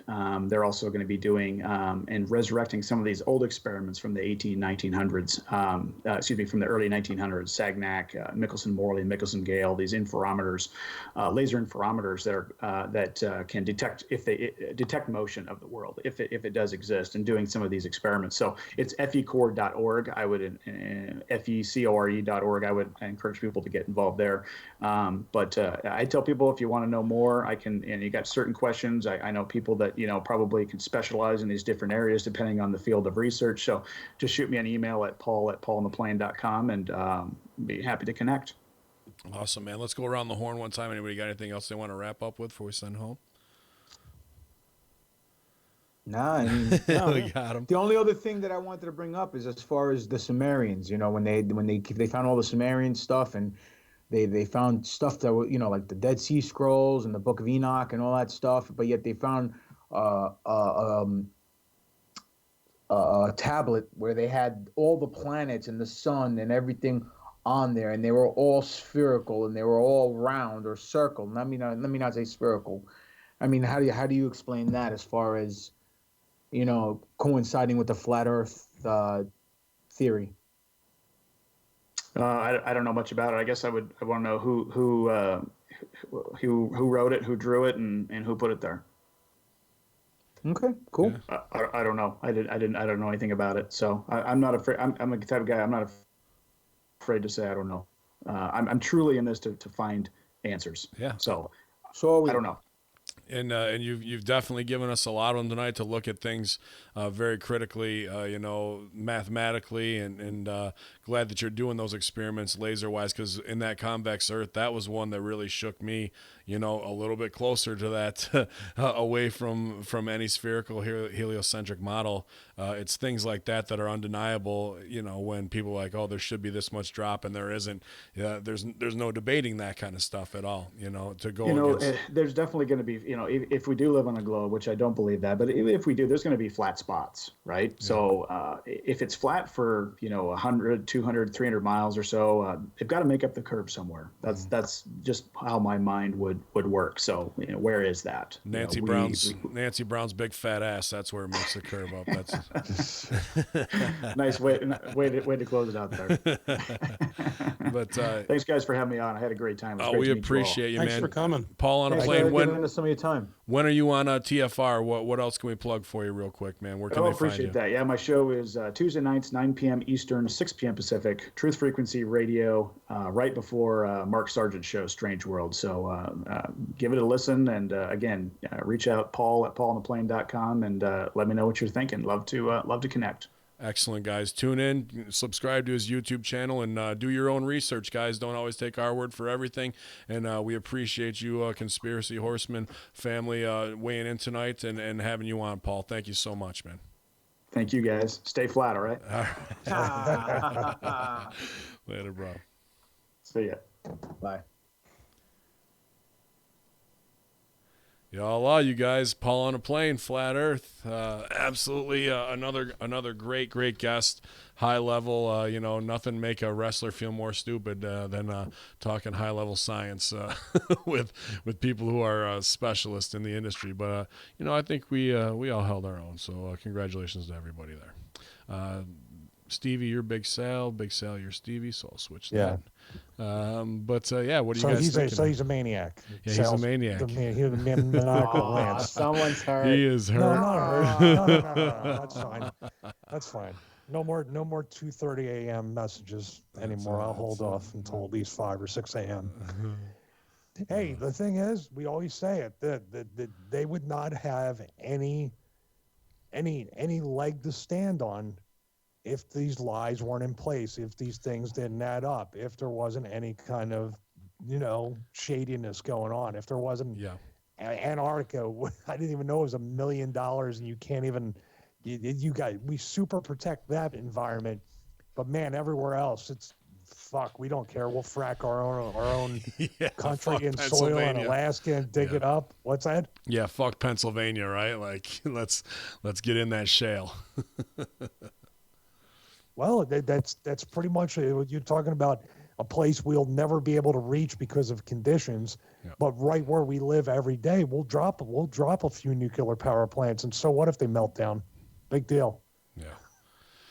Yeah, another great guest all the way around, and the fact that he did say I don't know, I think that's the biggest lesson we can all take on a lot of things. Instead of having to take a hard line on stuff, I don't know can lead to so many more doors and so many more things for us to focus on, because that's the humbling of like, oh, I need to expand my knowledge base that way. So I'd like to go back and re-listen to this and kind of take an inventory of what he wasn't sure on, and where that can lead as well, because that's where the expanse of knowledge for this topic can, there's so many places to go down. And he's only been awake in this for himself for 2 years. He said 2016 was his aha moment, kind of, right? So yeah.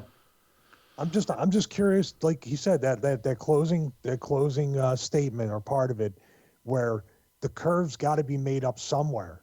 And when you have the Chicago one, you can see the Statue of Liberty. There were certain shows that I saw. I was like, how can they see it from that island? And then they did the convex documentary.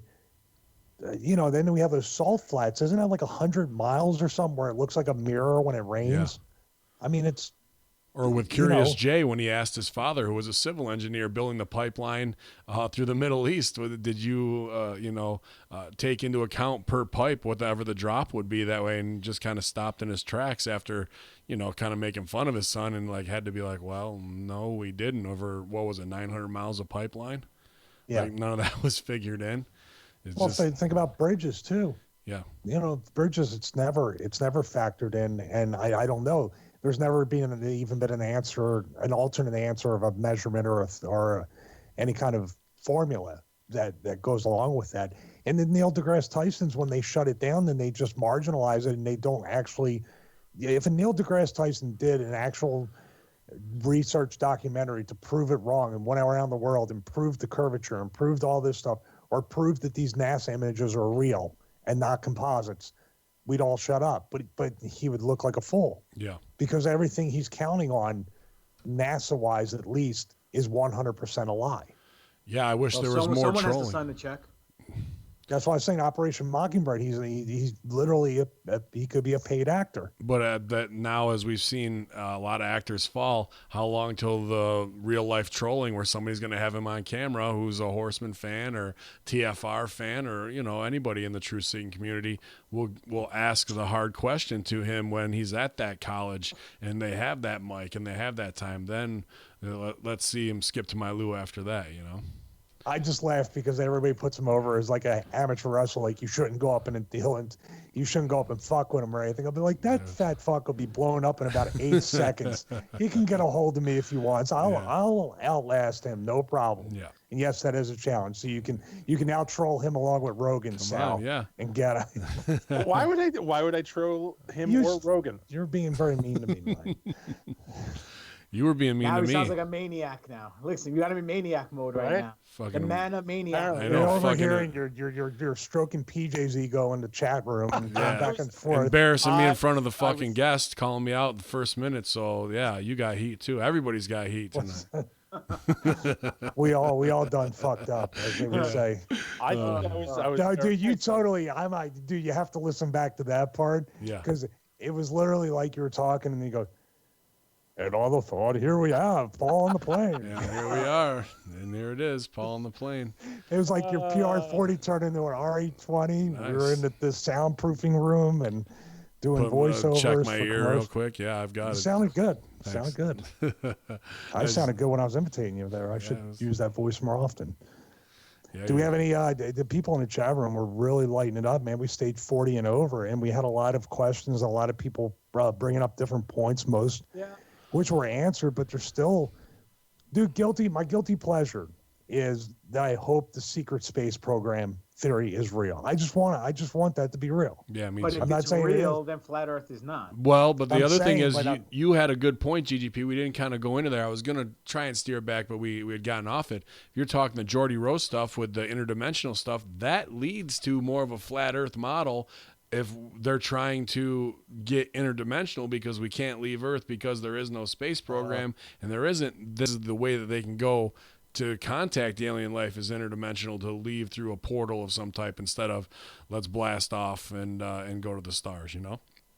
Well, you can look at it from that perspective, but he was saying that this is it. This is all we got. It's only us, in a nice little glass case encompassed on a rock somewhere. And some people say there's a bunch of glass cases all pressed up against each other. So it's how do we get from our glass case into theirs, into the next one over? And they're all lined up like eggs in a carton. You know what I mean? Yeah, absolutely. I'm not totally against that theory. Absolutely not. Anything's possible. Actually, when I was just speaking with PJ in the room, we were talking about the fact that if all the dimensions are like pages in a book, each universe is a different page. If you find the way to travel through those pages, you can go forward, back, revert. It doesn't matter. All that is meaningless at that point, because you can just enter. You can go into the future. You can go into the past, and everything else is just great. But everything's flat. It's preposterous. It's Do we preposterous. have anything in the satchel this week? We got a lot in the satchel, and there's no way we're going to be able to get through it. So I'm laughing at that people can believe, and I do believe that the quantum computing and CERN and all that stuff is doing some outrageous stuff, and there's stuff going on with those parallel universes. There's Mandela effect. Why can't people believe that there's some sick fucks that are actually in politics and Hollywood? Why is that so hard? Yeah, not all. You know why? Because that's probably, it's a little bit closer to home and it's easier to believe. Yeah. And who really wants to? You don't want to think. Every person who's ever done something on TV, every neighbor's always said they've always been a nice guy, a real nice guy, a little strange but a nice guy. Nobody wants to believe that person is in their neighborhood. So when bad shit happens, the first thing people have to do is kind of disassociate themselves from those people. Yeah. Because we're just like them. You know what I mean? Like, we are all the same weird race. And it's us putting them on a pedestal too, and us having egg on our faces. And I don't know Tom Hanks, but if this shit's real, how much did you love Saving Private Ryan, fucking Castaway? Right. Like that. That's just like Forrest Gump. Like, that's a little stab in the Americana that's all built into our shared experience, and that's on tough. On top of the fact that Tom Hanks, nicest guy in Hollywood. Right. That's what I hear. Well, and his wife is Greek. Rita Wilson. Well, that says it right there. Yeah, but dude, let's talk about the wrestling wise. Usually, the nicest guys in wrestling are what? Like the nicest guys of the fans are usually the biggest assholes. The biggest baby faces are the biggest assholes, and the nicest guys are the biggest heels on the show usually. And That's why we're gentlemen outside. I know of the that's why we're all comments. heels, except for Sasquatch. Fuck that guy. Fuck wanna- Sasquatch and dropping this monster. Can you imagine? I just wow. Imagine if imagine Trump, because Trump would be the one to do it. Imagine if Trump could actually release the disclosure, flat Earth theory, and parallel universes like all in 1 week to the general public. How much and Dude. of course the pedos and just dumped it all in like a week. That would be a Like phenomenal. had a Just huge right. State of the Union and just showed it up on the big screen. And it's just like, and everybody's just sitting there, and then he just fucking walks off. Yeah. Like how many people would kill themselves? Yeah.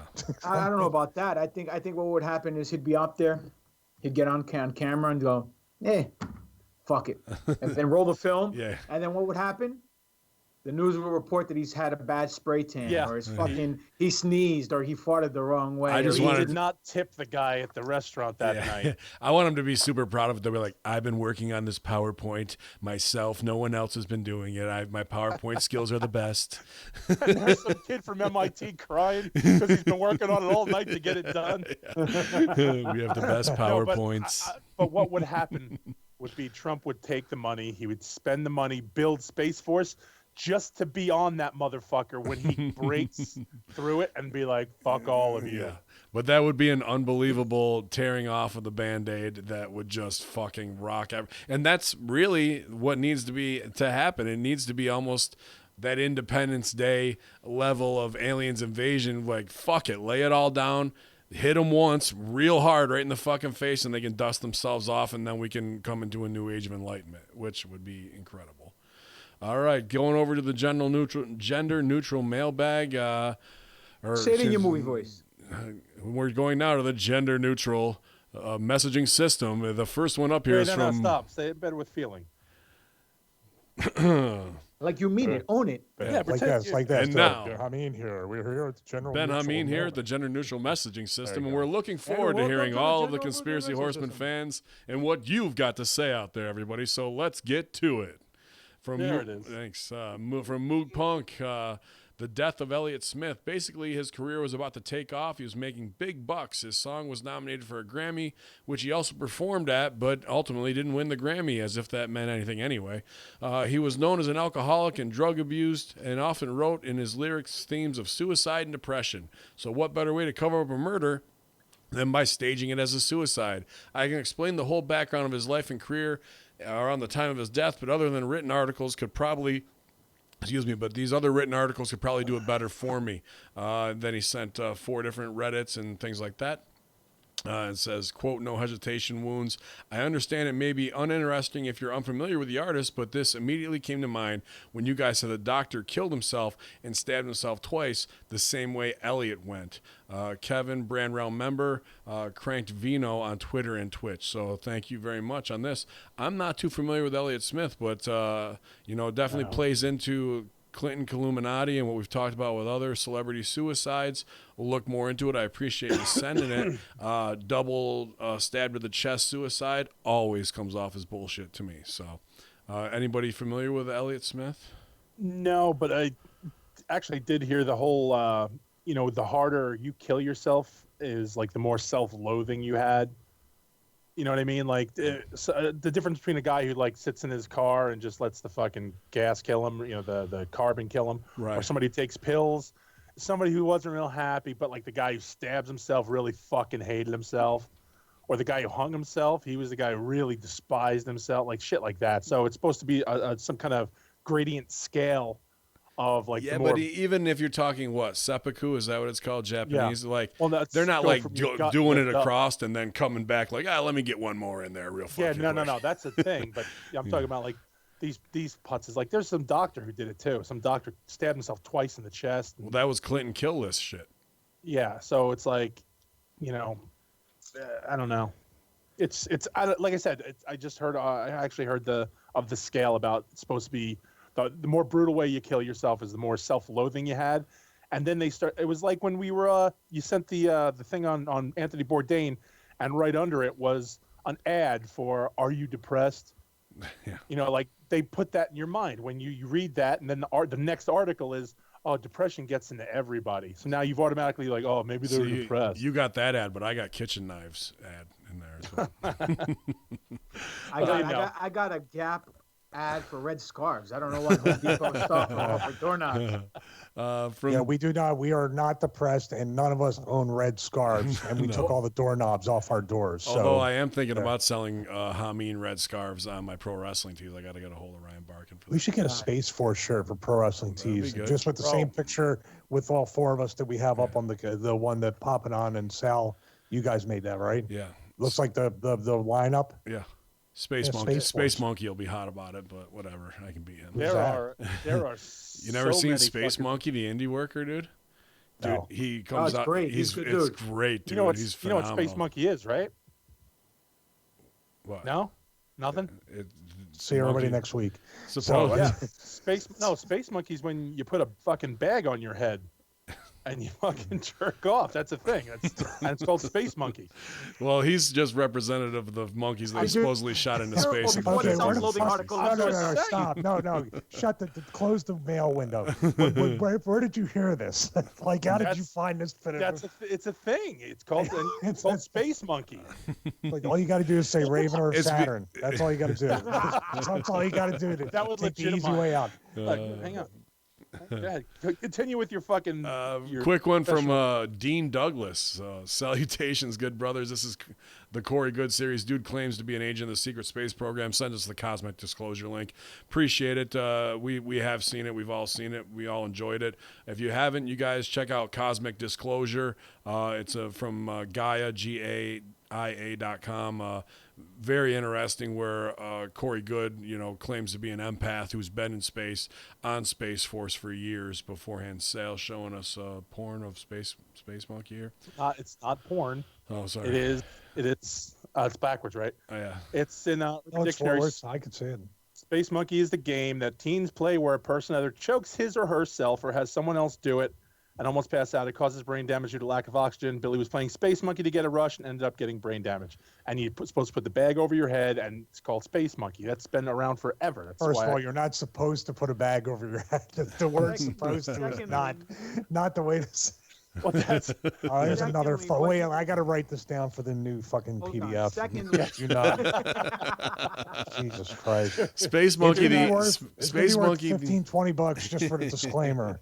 Space Monkey, the indie worker, wears a monkey mask. He has a tail, A space and suit. he works like a shoot monkey in a spacesuit, and he does all That's kinds awesome. of great things. Dude, like when we say slip on a banana peel for the finish, you will on a shoot banana peel slip. that is tremendous. So he's got incredible lucha skills as well. Great worker, great gimmick, man. There's also a good. There's a beer at the Brew Works called Space Monkey. It's also another, but it's a thing. And the monkey, his helmet is up, and he's turning blue. So it's funny. So there's an animated kids movie called Space Monkeys too, when they go into outer space. that's Space Chimps, isn't it? Oh, Space Chimps. Yeah. Okay. Monkeys, chimps. Yeah, that's a whole other movie that you're talking about. You're right. That's a whole other way to beat off. He's talking about. All right, multiple topics from. Hold on a second. sorry. Sal just read the meaning, but not once in the meaning did anyone talk about jacking off. He just said choking each other out. So added that. maybe Sal created his own little game. Look, man, however you want to interpret it. Maybe him Scotty. and the CERN boys, when they get bored, that's what they do. It. Yeah. That's it. Scotty or Perry. That's all you got to say is Scotty or Perry. That's it. From Alberto Garcia.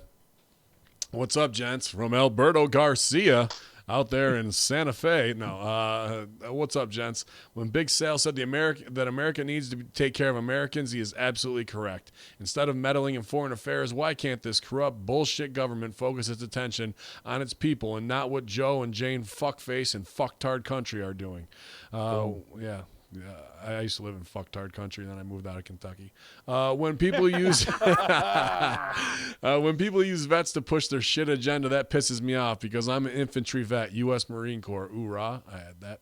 Or Semper Fi, right? So hoorah's the army. And many of my brothers have died because some pencil-pushing bag of ass wants to beat the drums of war and further turn shithole countries into bigger shitholes for their own benefit.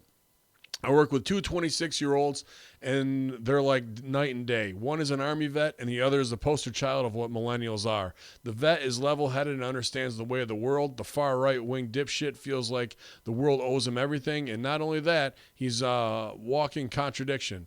I'm their boss, and if it wasn't for lawsuits, I would have slapped the shit out of the entitled dickwad. Side note, I'm a practitioner of boxing, Muay Thai, and Jiu-Jitsu. With that said, when you mentioned Anthony Bourdain in the current episode of The Conspiracy Horsemen, if he had striking skills, he would have handled himself.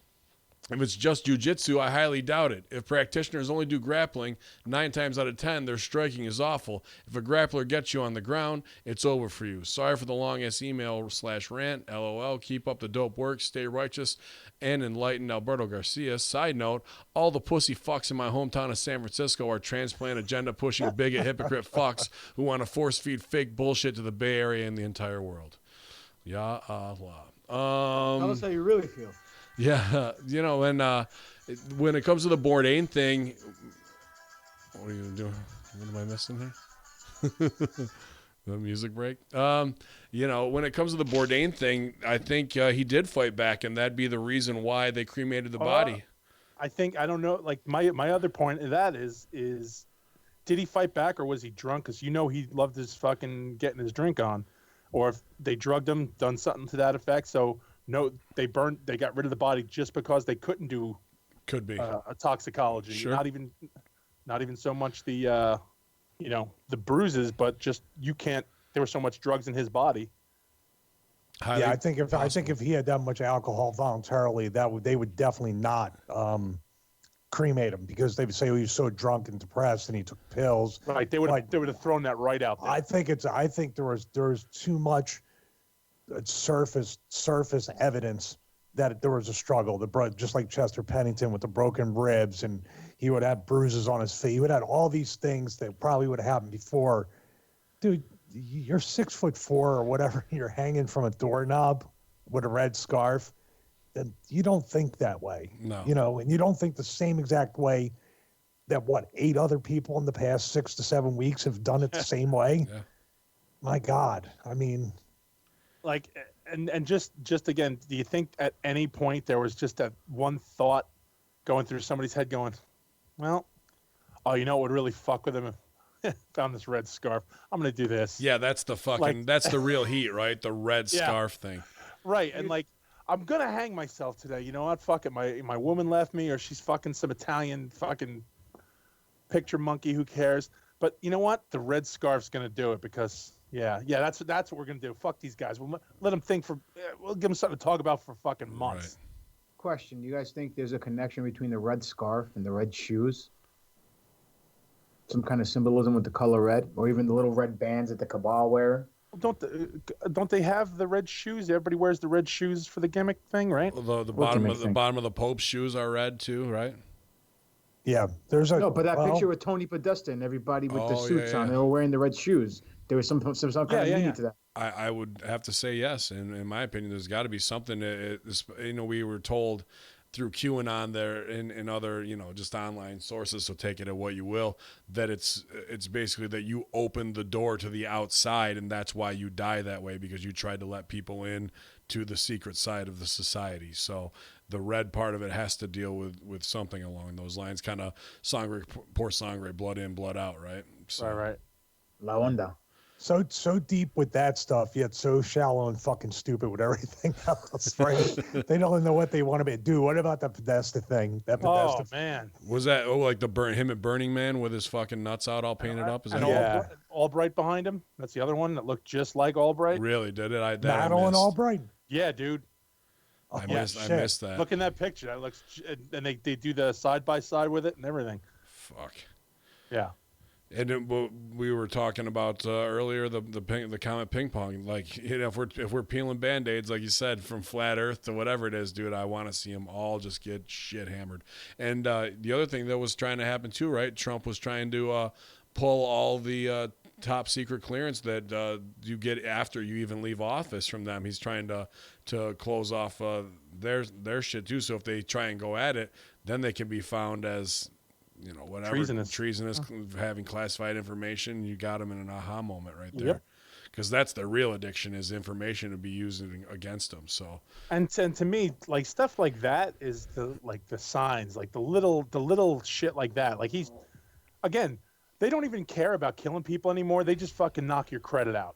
You know what I mean? Like they did that to that whistleblower. They didn't go after him, didn't try to kill him.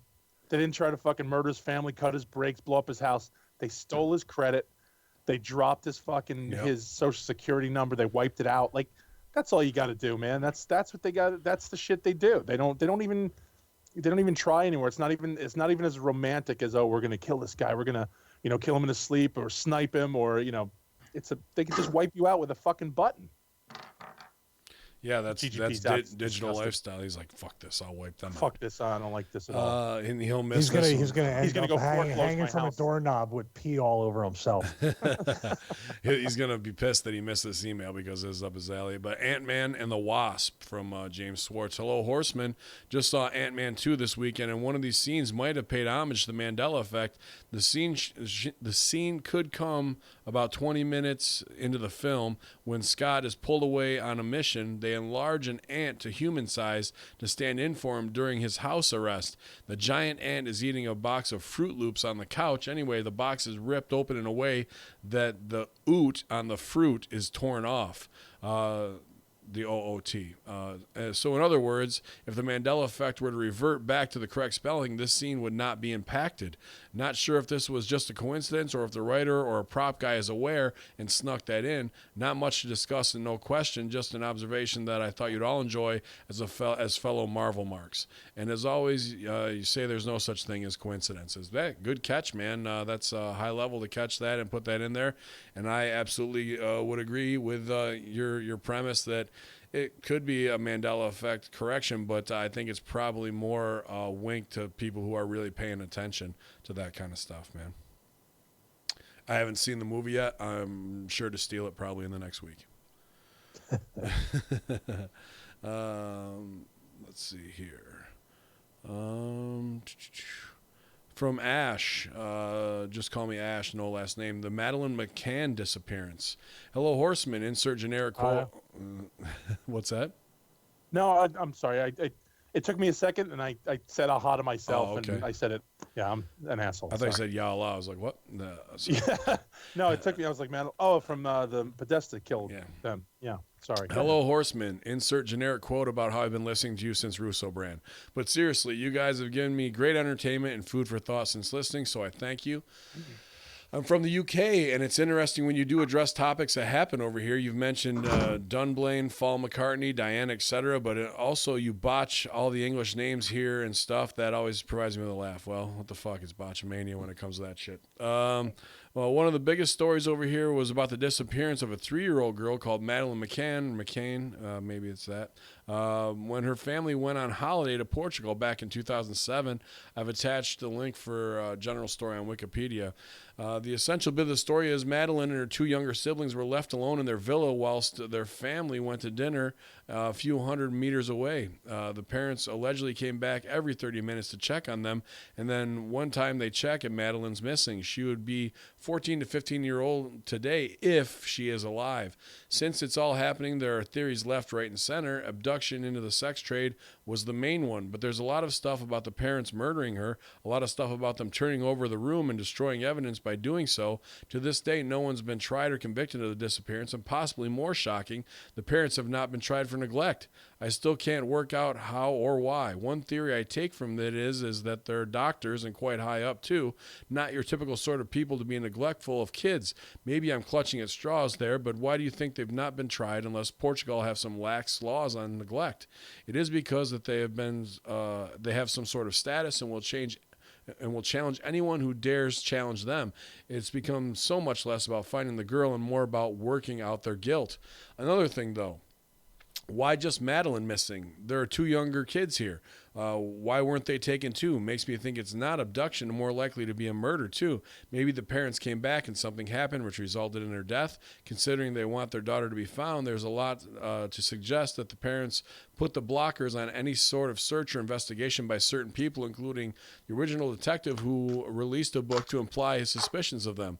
Since the disappearance, they have received damages from the press because of the things that they were said about them. There's a whole section about them and other suspects getting a lot in libel compensation. Interesting. They've received a lot of donated money from the public. Where is it gone? Well, they have a fund, but it was criticized in October of 2007 for having made 2 of the McCann's mortgage payments before they were actually made. Suspects.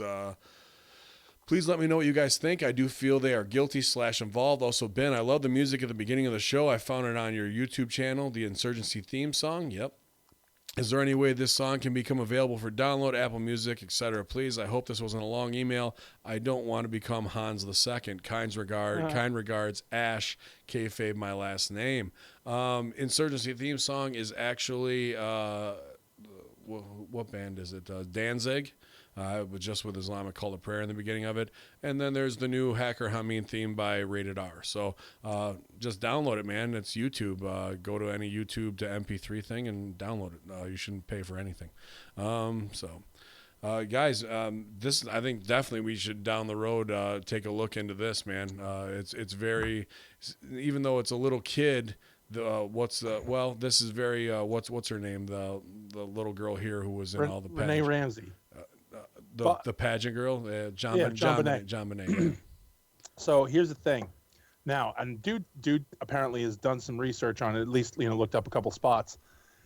There is a whole connection to the Podestas with this. Oh, there you go. Because absolutely. Those 2 cunts were in town when this was happening. And guess where they were staying? Same spot. At their friends, the Clintons' house. Fuck. They were staying in the area like a mile away from this. And guess who they had connections with? The parents. And what happened? Parents, everybody wanted to get in. The 2 people, if you look, and you can look this up, and I'll see if I can find it, but the police sketches are fucking Fuckhead and his brother. Yep. And this girl's 3 to 4 years old, right? Is that what it was? Yes. Dude, you're doctors. I don't care how you're going to go have dinner and leave your fucking kids in a bungalow. Right. Fuck out of here with that. Like, that's suspect itself, right? They had said it was part of a whole, hey, indoctrination. Right. You want to be in, you're going to sacrifice. Here's your blood sacrifice. We'll leave the other kids alone. We're going to take this one. And they took her. And, and the people saw him coming. People saw him going. And they happened to be there at the exact same time. It was all very, very coincidental. So they kind of, as a good act of faith, speculating that they made those mortgage payments, say, we're good for it. Are you going to go ahead? Yep. And oh, dude, what the fuck? Dude, this is where I want to fucking hammer people's knuckles with fucking, just tie them down. The world is flat or round. It's huge. And these fucking guys are a mile away from, and the police sketch, we got to look that up and see if we can find that. Hell yeah. Pop and his brother. I'll find it just like that fucking. Put that up in the chat room there. I will, yep. Wow. Dude, as soon as you said the Portugal girl was missing, I knew exactly what you were talking about, dude. Exactly. That's why Ben said the name McCann, and I'm going McCann.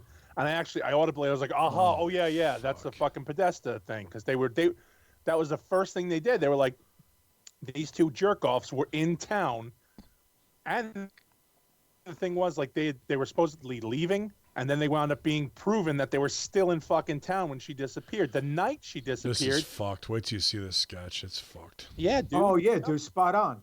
And another thing, there was a picture of the Podestas taken with his family, and supposedly there's a picture of her with them. With them. If she's still alive. And that they're saying that blonde-haired girl is her. Mm-hmm. Dude, it fucking is identical to both of them. And this isn't like my god, dude, what the fuck? This isn't somebody's idea. This isn't somebody's like, this is the fucking police, like the actual fucking police did this. This isn't like somebody's Twitter account.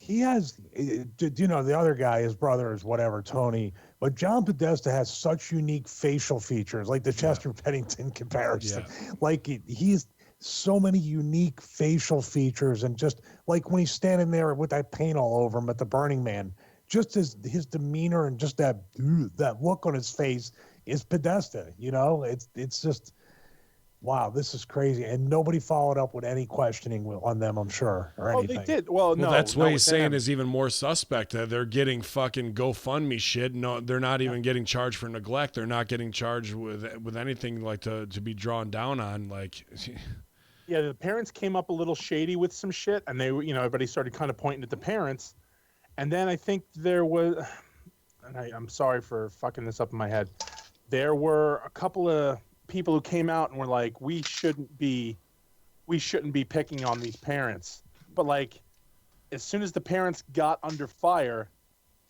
and I think there was some sort of deal where they stepped in, or they had, money was thrown at the point of, well, here, take this and shut the fuck up and just take the heat. Just take whatever people give you. Dude, we gotta do an entire episode on this and kind of like stretch it along because it's in England, so there's nothing beyond Portugal. Portugal. Okay. Right by it. Yeah, right by there. well, it's flat Earth. It's Flat Earth. UK. That's where It's, my gimbal's from. yeah, it's an No, I English just family, thought, right? well, the police thing had the UK on it. It didn't have Portugal. You know the what? bottom part You know of it. what, Sal? I'm gonna hit up Twink about this and see what he says too. Okay. Yeah, see what's because it's got to be. You know how British tabloids are, like they eat that He's a shit news up. guy over there, too, right? isn't He's he? BBC, so I'm gonna see what he says. Excellent email and something we definitely need to focus on. So thank you very much, Ash. Fan of the show, question about Q from Douglas or D. Hey guys, big fan of the show and the banner. My Horseman journey started with listening to Julius Caesar podcast, which of all things led me to Stone Cold, who led me to an interview with his bro guy. So I enjoyed that so much, I joined Russo Brand, bro guy, which led me to the WWE Recap Show, and then the fitness program created by a childhood heel who helped me hopefully censor the shitty food I've become addicted to. Why do you guys think the media and political establishment has been so hard on Trump, perhaps harder than any president in American history? I get that you guys ruffle feathers by behaving like the living version of DX theme song lyrics, but the constant hysteria over Trump is pushing more people to question the government and seek out conspiracy theories. Probably not what they wanted. Does this historic reaction bordering demands for a coup lend plausibility to the whole Q theory that Trump is secretly at war with the New World Order? Thanks, D. Interesting, because some people say he's to get that position, you already got to be on the side of that. We can debate back and forth. We get called Trump guys, but as much bullshit as it goes down, we're going to call everybody on it. But it's definitely an interesting swamp drain, and what's going on and how he beat the shit out of them. And unfortunately, Anthony Weiner's laptop's not being used to the full extent. But at the same time, is it behind the scenes as we see more and more people following with this sex cult ring? And that's one degree of separation from the Clintons. I hope there's a major Cold War going on against the deep state and these powers that be that have fucked us over since the JFK assassination, pretty much. Can I say something about that? Absolutely. No. What bring? Thank you. All right. Have a good night.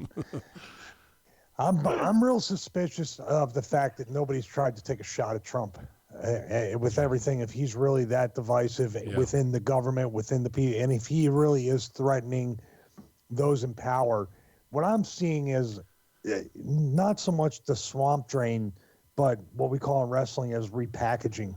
Basically going from if you want to talk about WWE, when they went from the 90s where everybody had a secondary occupation, and then the Attitude Era came and they had to repackage the entire brand of the product. I see this as like they swerved everybody by having Trump win, letting Trump win. And it was an electoral college win, so it was not a popular vote win. But even that's not the case. The case is now like he's been allowed to be in power. And now it's almost like they're offering up all these people, which could accumulate with the Podestas, the Clintons, all these people when they maybe get the other part in place. I just feel like there's always going to be that background power that's going to be protected from the public eye, and they're kind of just offering up all these sacrifices to make it look like the people are taking the power back. I know it's not a very optimistic viewpoint, but we've been worked before so many times. Right. Now, here's another to your question. Do you think they would fucking kayfabe attack, something on against Trump, because that would give him some sort of a, oh man, poor guy. Well, he would get sympathy, but I don't think That's they what I'm want saying. sympathy. They don't want it. No, that's what I'm saying. So even if there were attempts, do you think they would actually put it over? That's true. Yeah. That was the weird thing, even at the inauguration where they had the Secret Service agent with the fake arm and the hand on the gun the whole time. Yeah. It was real telling. Like, people thought it was going down that day. Like, they aren't going to let him get out of here alive. And I think there was probably, like we said before, like the sleeper cells of the people being worked. There might have been people wanting to do it, and then other people, and then it was so compartmentalized. To most people, it could seem like a shoot, but the people that are kind of in power, they're just dangling, dude. They're just maybe getting off on all the drama, watching it play out like a TV show. Hey, listen, in my opinion, Trump, he tried to shoot, got caught. Now he's in the angle. He worked himself to the point where he has to work with the deep state, only to try to swerve them without them knowing getting swerved. But he has job security, because if they do take him out, Pence is the president. They don't want to deal with Pence. Yeah. You know what I'm saying? The guy's a religious nut. So if you think things are bad now, it'll get only worse for Pence. Do you think Trump picked him or someone? Yeah, picked him? absolutely. Yeah, I think he picked him. Yeah, it's his insurance policy, dude. He knows very well. I mean, look at the post that we saw recently about Trump trying to take out the Federal Reserve. He was going to take control of the Federal Reserve. If that's the case, God bless him. Get those fuckers out of there, because they've done nothing but ruin this country. But I digress. But as far as Trump trying to drain the swamp, and I think he has some kind of weird master plan. Hopefully, it's for the right side, and they haven't corrupted him. I mean, he's no saint, but only time will tell. Because he did say he was going to put Hillary in jail, and it's been 2 years almost, and she's not in jail yet. So, I mean, I don't know. And if they have all this evidence, it's not very hard to freaking do. You know what I mean? Oh, dude, when he put her over at that dinner, like dinner, right, I knew it was never going to happen. Never going to happen after that. Yeah. So he actually lost a lot of credibility. I'm surprised people on his side didn't see the work. Yeah. In that was like his main point of all three debates was because if he turned around and he tried to make it seem like, oh, we're not going to put her in jail, and then he turned around and he announced it, and everybody had to follow through with it. He would have got so much political capital for really doing that. And that could have been the entire first 4 years could have been just jailing these motherfuckers. Yeah. You know? Please. And not for nothing, but he said he was going to drain the swamp. And what does he do? He says there's no lobbyists. There's no lobbying allowed in the White House anymore. And then he surrounds himself with Wall Street people and generals, people from the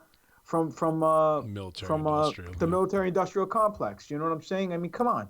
The people that he's telling us that he's going to protect us against and help us get over that hump, he brought him in. Now, did he bring him closer to keep his enemy closer than his friends so he can keep an eye on him? Only God knows. Is his little Twitter thing a work as a distraction, a misdirection spot? Only God knows. You know what I'm saying? And only he knows. We don't know, because we don't know what the fuck's going on. He could be playing that role today and tomorrow totally flip and be on the other side of the fence and do a Paul Orndorff, and a year later it's flipped back to being a heel or a face. Like, you know what I'm saying? Pull a freaking Big Show and jump back and forth all the time. Please arrest her. I'm tired of listening to this bitch. All right. And I'm tired of listening to this bitch too, Hans. These fucking mega emails got to go, dude. It's not cute. The Awakening DNC hack job from Hans. 7 paragraphs. We done after this? We can be. Let's be done after this. Yeah, there's like 6 listen, more. Don't put Hans in the main event. He's no, we push we're gonna promote our stuff after this. So no, he doesn't get just crumbling. Hola amigos de Lucha Libre. I gotta start off hot, bro. The 2 shows that Hacker Hameen Media Group that's 2 shows out in Hacker Hameen Media Group I was mentioned on now. Billy Ray, where you at, bro? My man Bello saying I replaced GGP. As flattering as that is, I could never ever replace his knowledge and lack of English language. What is the Electoral College? And what the fuck is a Liberian senator? Do you mean the Electoral College and Libertarian? Deeping dig. You are now enlightening and fucking entertaining. Maybe you should just hit up Nakamura for some English lessons. Speaking of Nakamura, Robbie E's new podcast, Why It Ended, had an ad for some male jerk-off device. Maybe it's Space Monkey. They play Nakamura's entrance music under the read. Could it be they were connecting the fist to balls move with the fleshlight?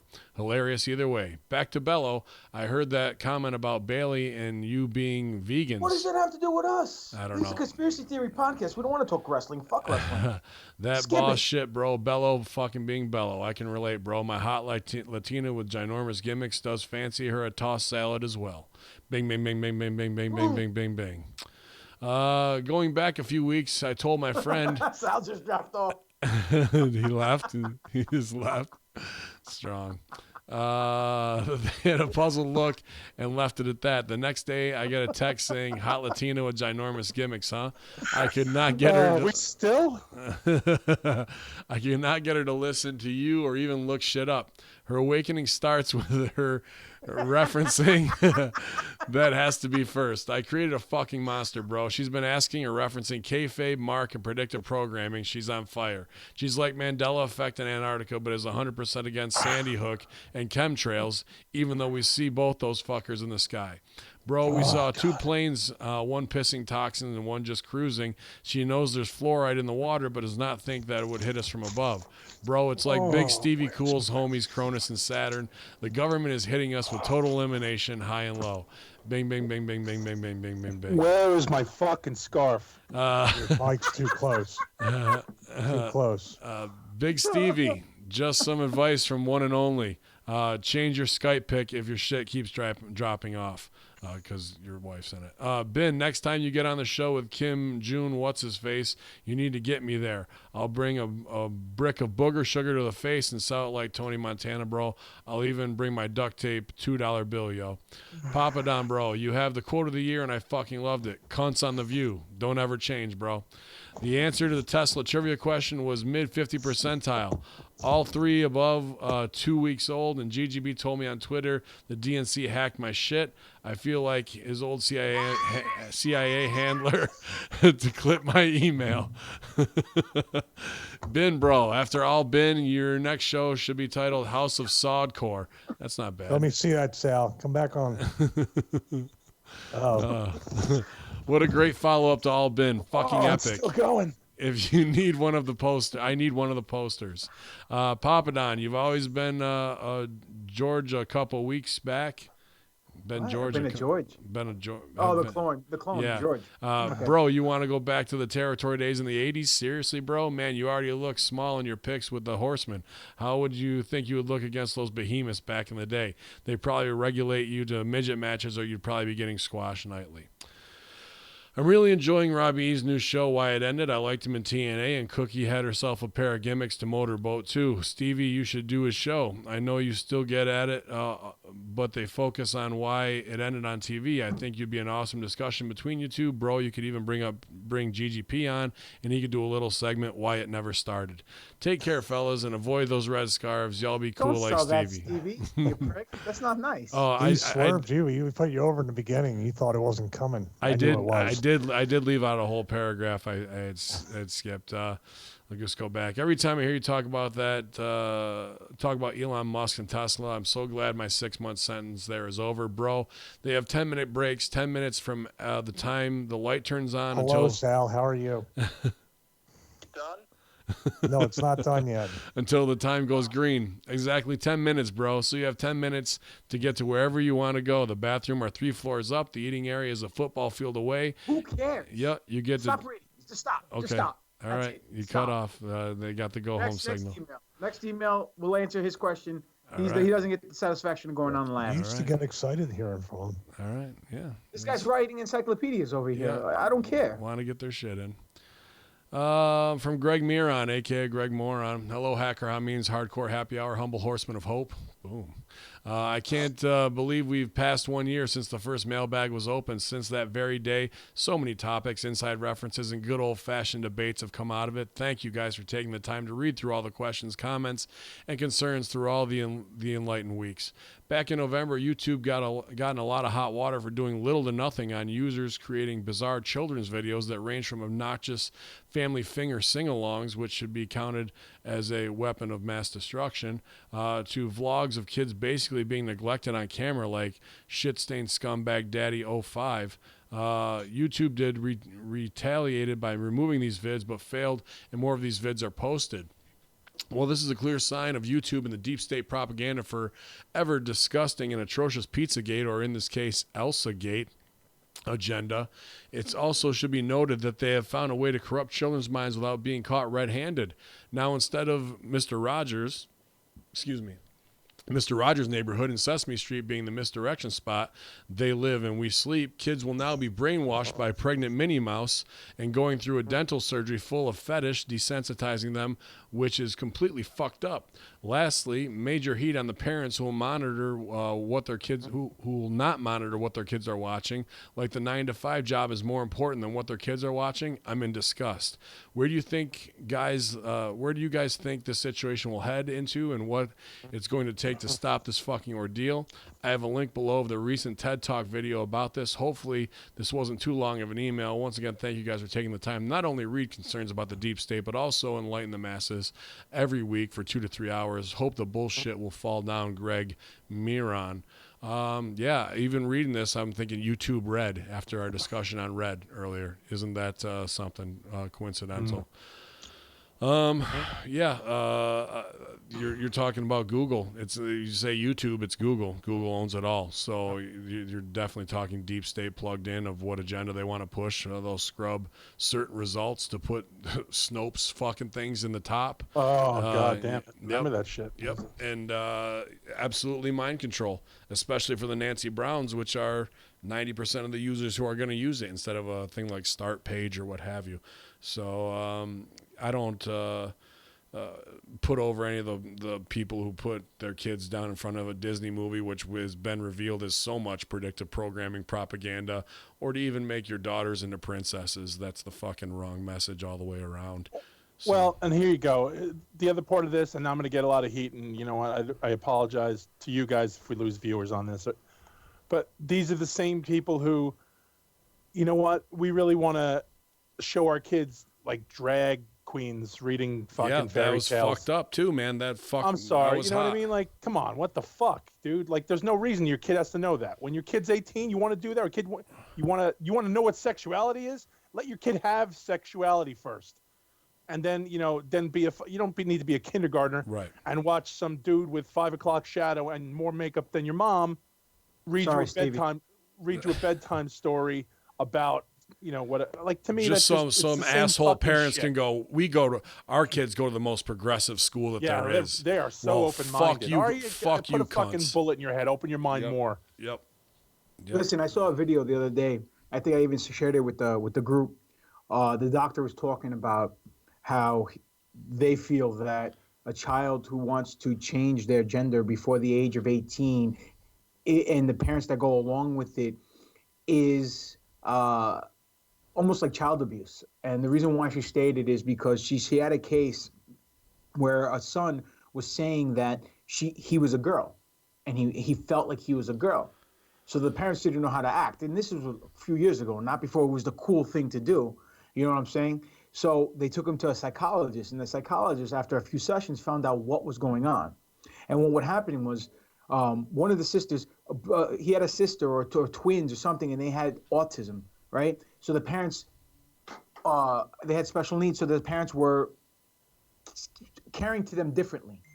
So he thought, well, because they're girls, I want my parents to take care of me like them. And that came out in the session. Yeah. So instead of the parents automatically saying, well, oh, he wants to be a girl because he feels like he's a girl and he's 10 years old, he should know. Well, if he wants to be a girl, that's fine. Let's start putting him on hormone treatment. You know what I'm saying? It came out that he felt this way only because this is what he saw. And he didn't know how to interpret it. And he didn't realize the reason why these people, his sisters, were getting special attention was because they had special needs. And once it came into light, and then the doctor brought up to the parents' attention, then everything came into fruition, and the kid's fine right now. Now, I have nothing against people want to change in their sexes, and they feel like they want to be a girl, they want to be a boy, fine. But Sal said it best, when you're 18. If you have to be 18 to vote, you have to be 18 to do that as well. You know what? No, and please, wait, let me go back on that. I'm not even going to say you got to be 18. When you are old enough to have any idea, you know, kids grow up and you know things, you know, your body changes and whatever. I'm not going to get into a fucking health class lesson, but the facts are like, let a kid develop, you know, before you put it in your fucking kid's head that you are gender fluid or you're this or you're that. Let the kid feel something for somebody first, or even themselves. Fuck, like, you know what I mean? So I don't know. I feel like they push that shit so fucking hard on people. Yeah. And then the only thing is, if you come out and say, oh, I just don't get it. Well, you are some kind of a fucking bigot, man. You Before are they some can kind of even a fucking talk, Neanderthal. now these fucking pretentious assholes are calling them babies instead of babies. Go fly man. and fuck yourself, you Give them all assholes. fucking scabies. Yeah. Listen, it's biology. You're either born with chromosomes that show you that you're female or you're a male. You're a boy, you're a girl. What you feel is different in its entirety. And give it time and experience life, and then make an Right. educated decision once you're old enough to make a decision. You know what I'm saying? Because not for nothing, but little kids, they get swayed and they get persuaded very easily because they don't know any better. Bro, So not even just little kids. How many people can go out and say, well, I tried it in fucking college? Yeah. So, you know what I mean? Like, that's the whole point. You go experience life, man. Forget little kids. There are adults who still don't know what the fuck they're doing and are just waiting for the next big fucking trend to come and go, oh, well, identify as that. But at least as an adult, you you can make the fucking choice. No one's pushing that on Right, you. right. Especially That's what we're saying. What they're really doing is killing the age of innocence. oh, absolutely. That's the whole MO. Well, social media and everything else and the accelerated pace of just the way society's moving that's the scary part. There's no, we're old enough to have a pretty clear, this was the stage of my life here. This was the stage of my life here. We have very pronounced segments of our lives, eras of our existence where we can say, oh, I remember when I was playing this from this to this. Kids now, there are these 5-6-year-olds or younger that have a drag queen put in front of them, but they've seen this on Facebook for a year, or as long as they've been aware that they know what it looks like, or how to watch a video, or how to read on a Facebook post. Dude, it's crazy. I mean, this is something that kind of needs to be reset. I'm not talking about that specific thing with the gender stuff, but the overflow of information and the accelerated loss of the age. There is no age of innocence, I believe, right now at all. Well, I mean, It's going just from a once you're out of 13-year-old there- to a 10-year-old who wants to be on social media and is going to be corrupted. Same as me stealing Playboys when I was a fucking kid from the corner store at age 12 or whatever the fuck. Like, that age has now been lowered. The instant pornography that's pervasive Were they everywhere. wearing burqas in those Playboys where you were from?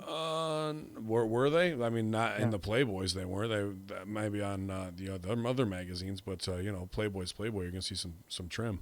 The fact that you're doing it to kindergartners just shows that you're trying to bastardize the entire confines of society, and that didn't happen to them either. So that's just them swinging that fucking pendulum as far as they absolutely can to the ridiculousness of it, and really.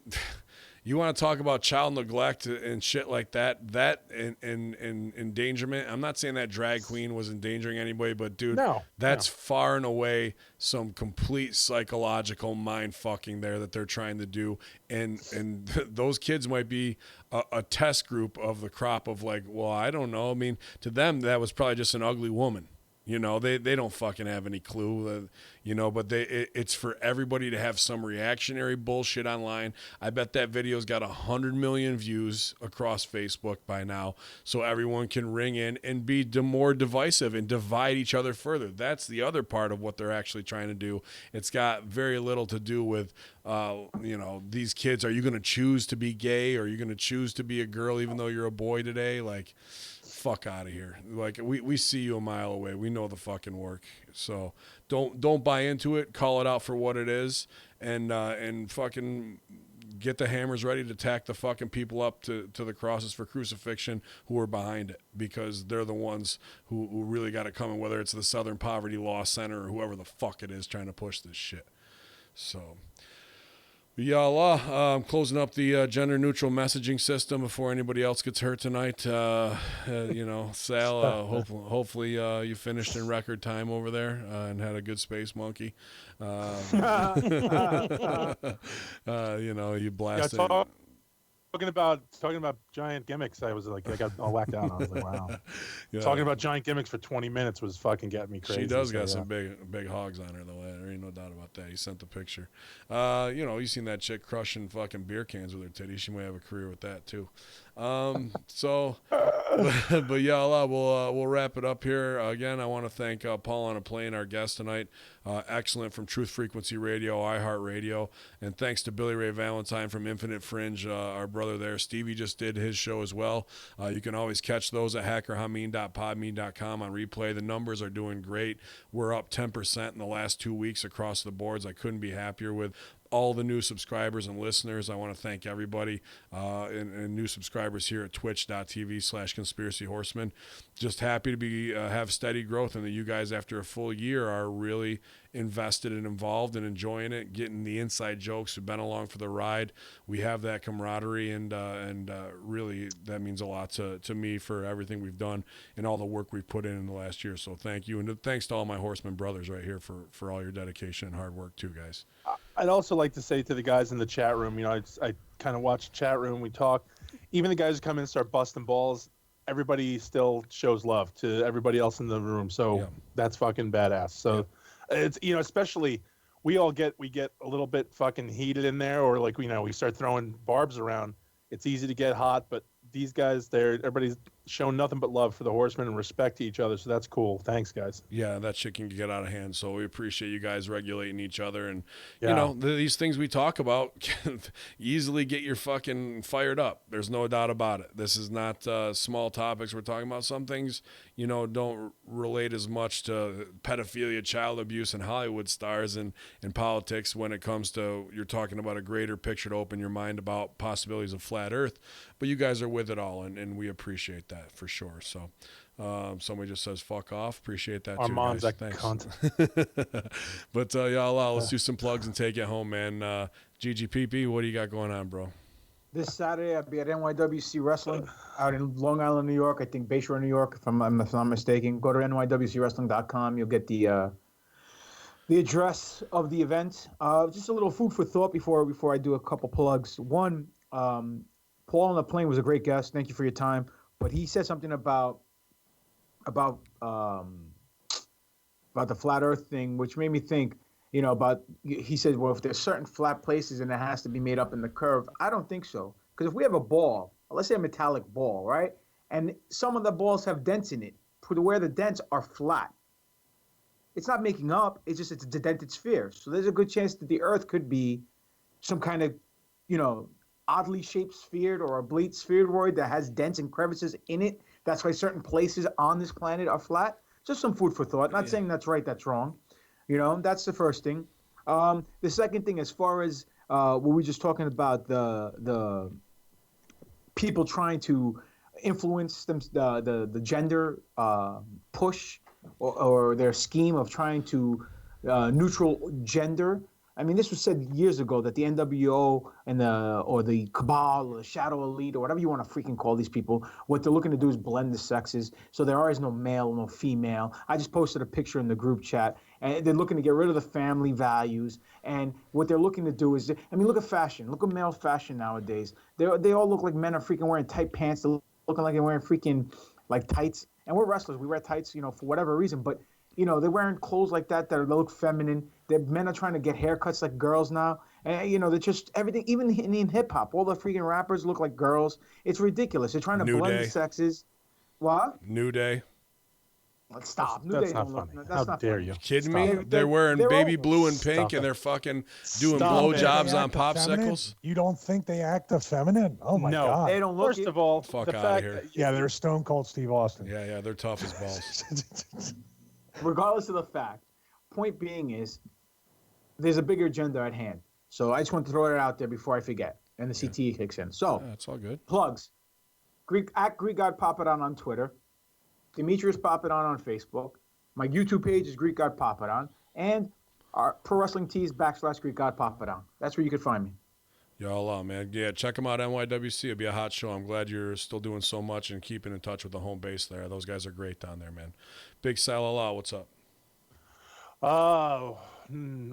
So I put it out on Twitter. So the guys in the room, anybody, if you have some horror stories, if you guys got some low budget movies you want to send our way, kind of nothing mainstream. If you got some artists, horror artists, music, anything horror related, we're going to kind of take submissions and see what's going on. That's at the Horror Junkyard at protonmail.com. Yes, that is CERN's email client. Thank you. So yeah, that is the Horror Junkyard at protonmail.com. Also, SEG shirts. I got some more designs working up this weekend, so that'll be up in prowrestlingtees.com. /Big Sal. Yeah, just look up Big Sal. And then going to be working on stuff with Stevie if he talks to me after today's show, because he just Of course I will. seems to have heat with me all day.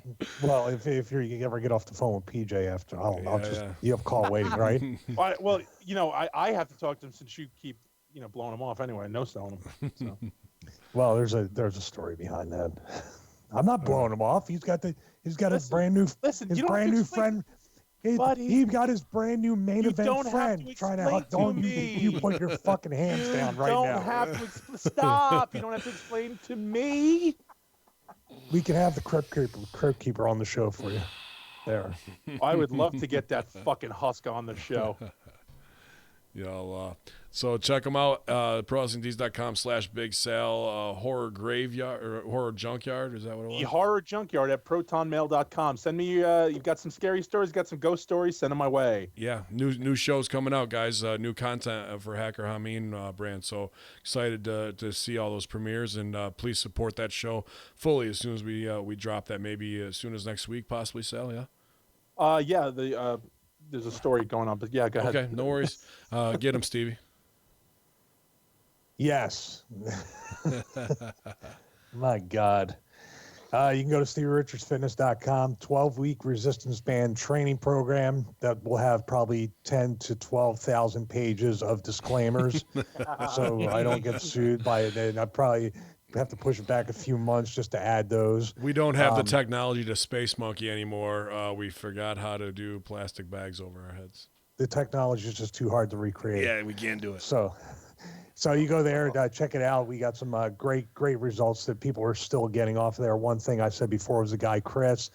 He's going through the second round as he's still going through chemo and getting great results from that. So if someone can take control of their fitness journey, going through something like that, then any one of us can do it as well. Also at Stevie Richards on Instagram, at BWO with Stevie on Twitter. Why the fuck is there a bunny looking at me? And also subscribe to the YouTube channel. I'm going to start trying to put up some other content. Recently on your feed, Ben, I was explaining what Grease in the Groove is. It's not space monkeying or anything like that. We'll have to think of a different, more non-sexual name for it. But you can subscribe to the feed, hackerhameen.podbean.com, and check that out. Let me know if you want anything like, I don't know, just any kind of content like that and other stuff. I think it was great, man. It was great inspiration. I threw it on, listened to it. I know the Stevie Richards Fitness group really liked it as well. It's great information. Some of those guys out there that are doing it on YouTube, I just have to turn them off. Like, they have great intros and what you want to hear, but then it's just brutal. Their stuff is brutal to get through. What do you mean? I can't remember the name of the dude's channel. They get a lot of views, but they'll like draw on the body part of like, here's how you work, and then they'll go into Athlete X. Yeah, Athlete X, dude, that's a good site. I'm not a fan of their delivery, bro. I can't get down. It's just Jeff's a great guy, but he has a ton of knowledge, and sometimes that knowledge can be like flushed out onto the thing, and I just can't. I can't interpret it that way anyway. That's why right. And I'm not I'm not shitting. Like, the dude's jacked and he obviously knows what the fuck he's talking about, but connection wise and inspiration wise, I just don't get the same thing of how simple you make it and break it down and talk to people in your videos, or even the Stevie Richards Fitness workout of the day. I get more, not just because we're boys, I get more charged up and I understand it, and I can get through those a lot quicker. 4 or 5 minutes into an athlete and I'm like, oh my God, bro, get to it. My God, let's just go. You know, it's like they're doing the carrot and Especially the when they're stick. trying to be super pumped about it and Yeah. they're trying to get you motivated and you just can't. But you look at that face, Yeah. that one right there, and you just start doing it because you feel like he's judging and watching, and you have to, you know. Yeah, I have to. After we get off the air, and I'm going to tell a ghost story in this room. I'm going to tell a scary story. Nice. Everybody's saying in the chat room. So yeah, so that's about it. So look for more content, and then as always, it'll be the hub. It'll be right here at hackerhamean.podbean.com. Yes. Space monkey. You check him out at BWO Stevie on Twitter, at Stevie Richards Fitness, or at Stevie Richards on Instagram. Always great stuff, great content every day, fun uploads and cat pictures. Yeah, Allah. And definitely appreciate all of our sponsors. As always, Comedy Central CNY with my man Phil Farda with, if you want to do a stage time trivia, .com, a great way to make some extra money, have a good time out at the bars, and make your money What's his back on name? the first show. Phil Farda, hilarious guy. The 350 days, they were a great sponsor for us as well. So thank you very much. I heard checks in the mail, so we'll see you that way. And also some of the shows may have some mid-roll in them now because Podbean, we got approved for that. So if advertisers want to, they may submit an ad here or there. We appreciate you guys sticking with us that way to keep the platform and everything we do free until we roll out some high-end content down the road for you of what Stevie's working on and all of the video stuff because we want to, stay proactive and not put our future and destiny in anybody else's hands. We're the ones driving the ship, and there's nobody who's going to tell us yes or no because we fucking make the rules around here. So I want to be ranked number 99. Okay, you got it. I will be at Buffalo Championship Wrestling in the Never Ending War versus the Infidel Super Cop Dick Justice this weekend on Saturday. Also Buff Bagwell Johnny Swinger on that show. So if you're in that Buffalo area, Niagara area, come on out. Bring $5. I'll slap the shit out of you and change your life forever. ProWrestlingTees.com/Ben Hameen had some good sales this week, so I appreciate that. Mentioned in the beginning of the show, join that Hameen Media discussion group. It's the Binfidel Summer Giveaway from my guy at Steve the Shoe Man. You like that? We're giving away free gauntlets. You just got to do one little thing, like follow him. We have a different contest every week. Our guy Adam Rivera is kind of running that, so I appreciate him and all the hard work everybody's putting in. This week on the Impact Attack, my man Bello, being Bello, is going to sit in for Big Ray while he's on vacation with his Latino lady with big gimmicks too, and should be a good time. We're doing a Slammiversary recap. I had a great time while I was up there, so give my first-hand account of that, and looking forward to Impact tomorrow. Stevie and I be doing the Friday locker room as always, so numbers are up. It's all because of you guys, so we appreciate it, no doubt, Infidels. And y'all, one more time for Paul on the Plane. Paul on the Plane, please follow him on YouTube. Let him know you heard him on here, and do good work, everybody out there, and have a great week. And we'll see you soon next week. I think it'll be same bat time, same bat channel, but after that, we may have an announcement where we may be switching days. I'm not sure yet. We'll find out more in the weeks ahead. So, y'all all Infidels, it's Hacker Hameen, Big Stevie Cool, GGPP, and Big Sal Allah. Conspiracy Horsemen, whether it's flat or round, the Conspiracy Horsemen are down, and you are too. Y'all all.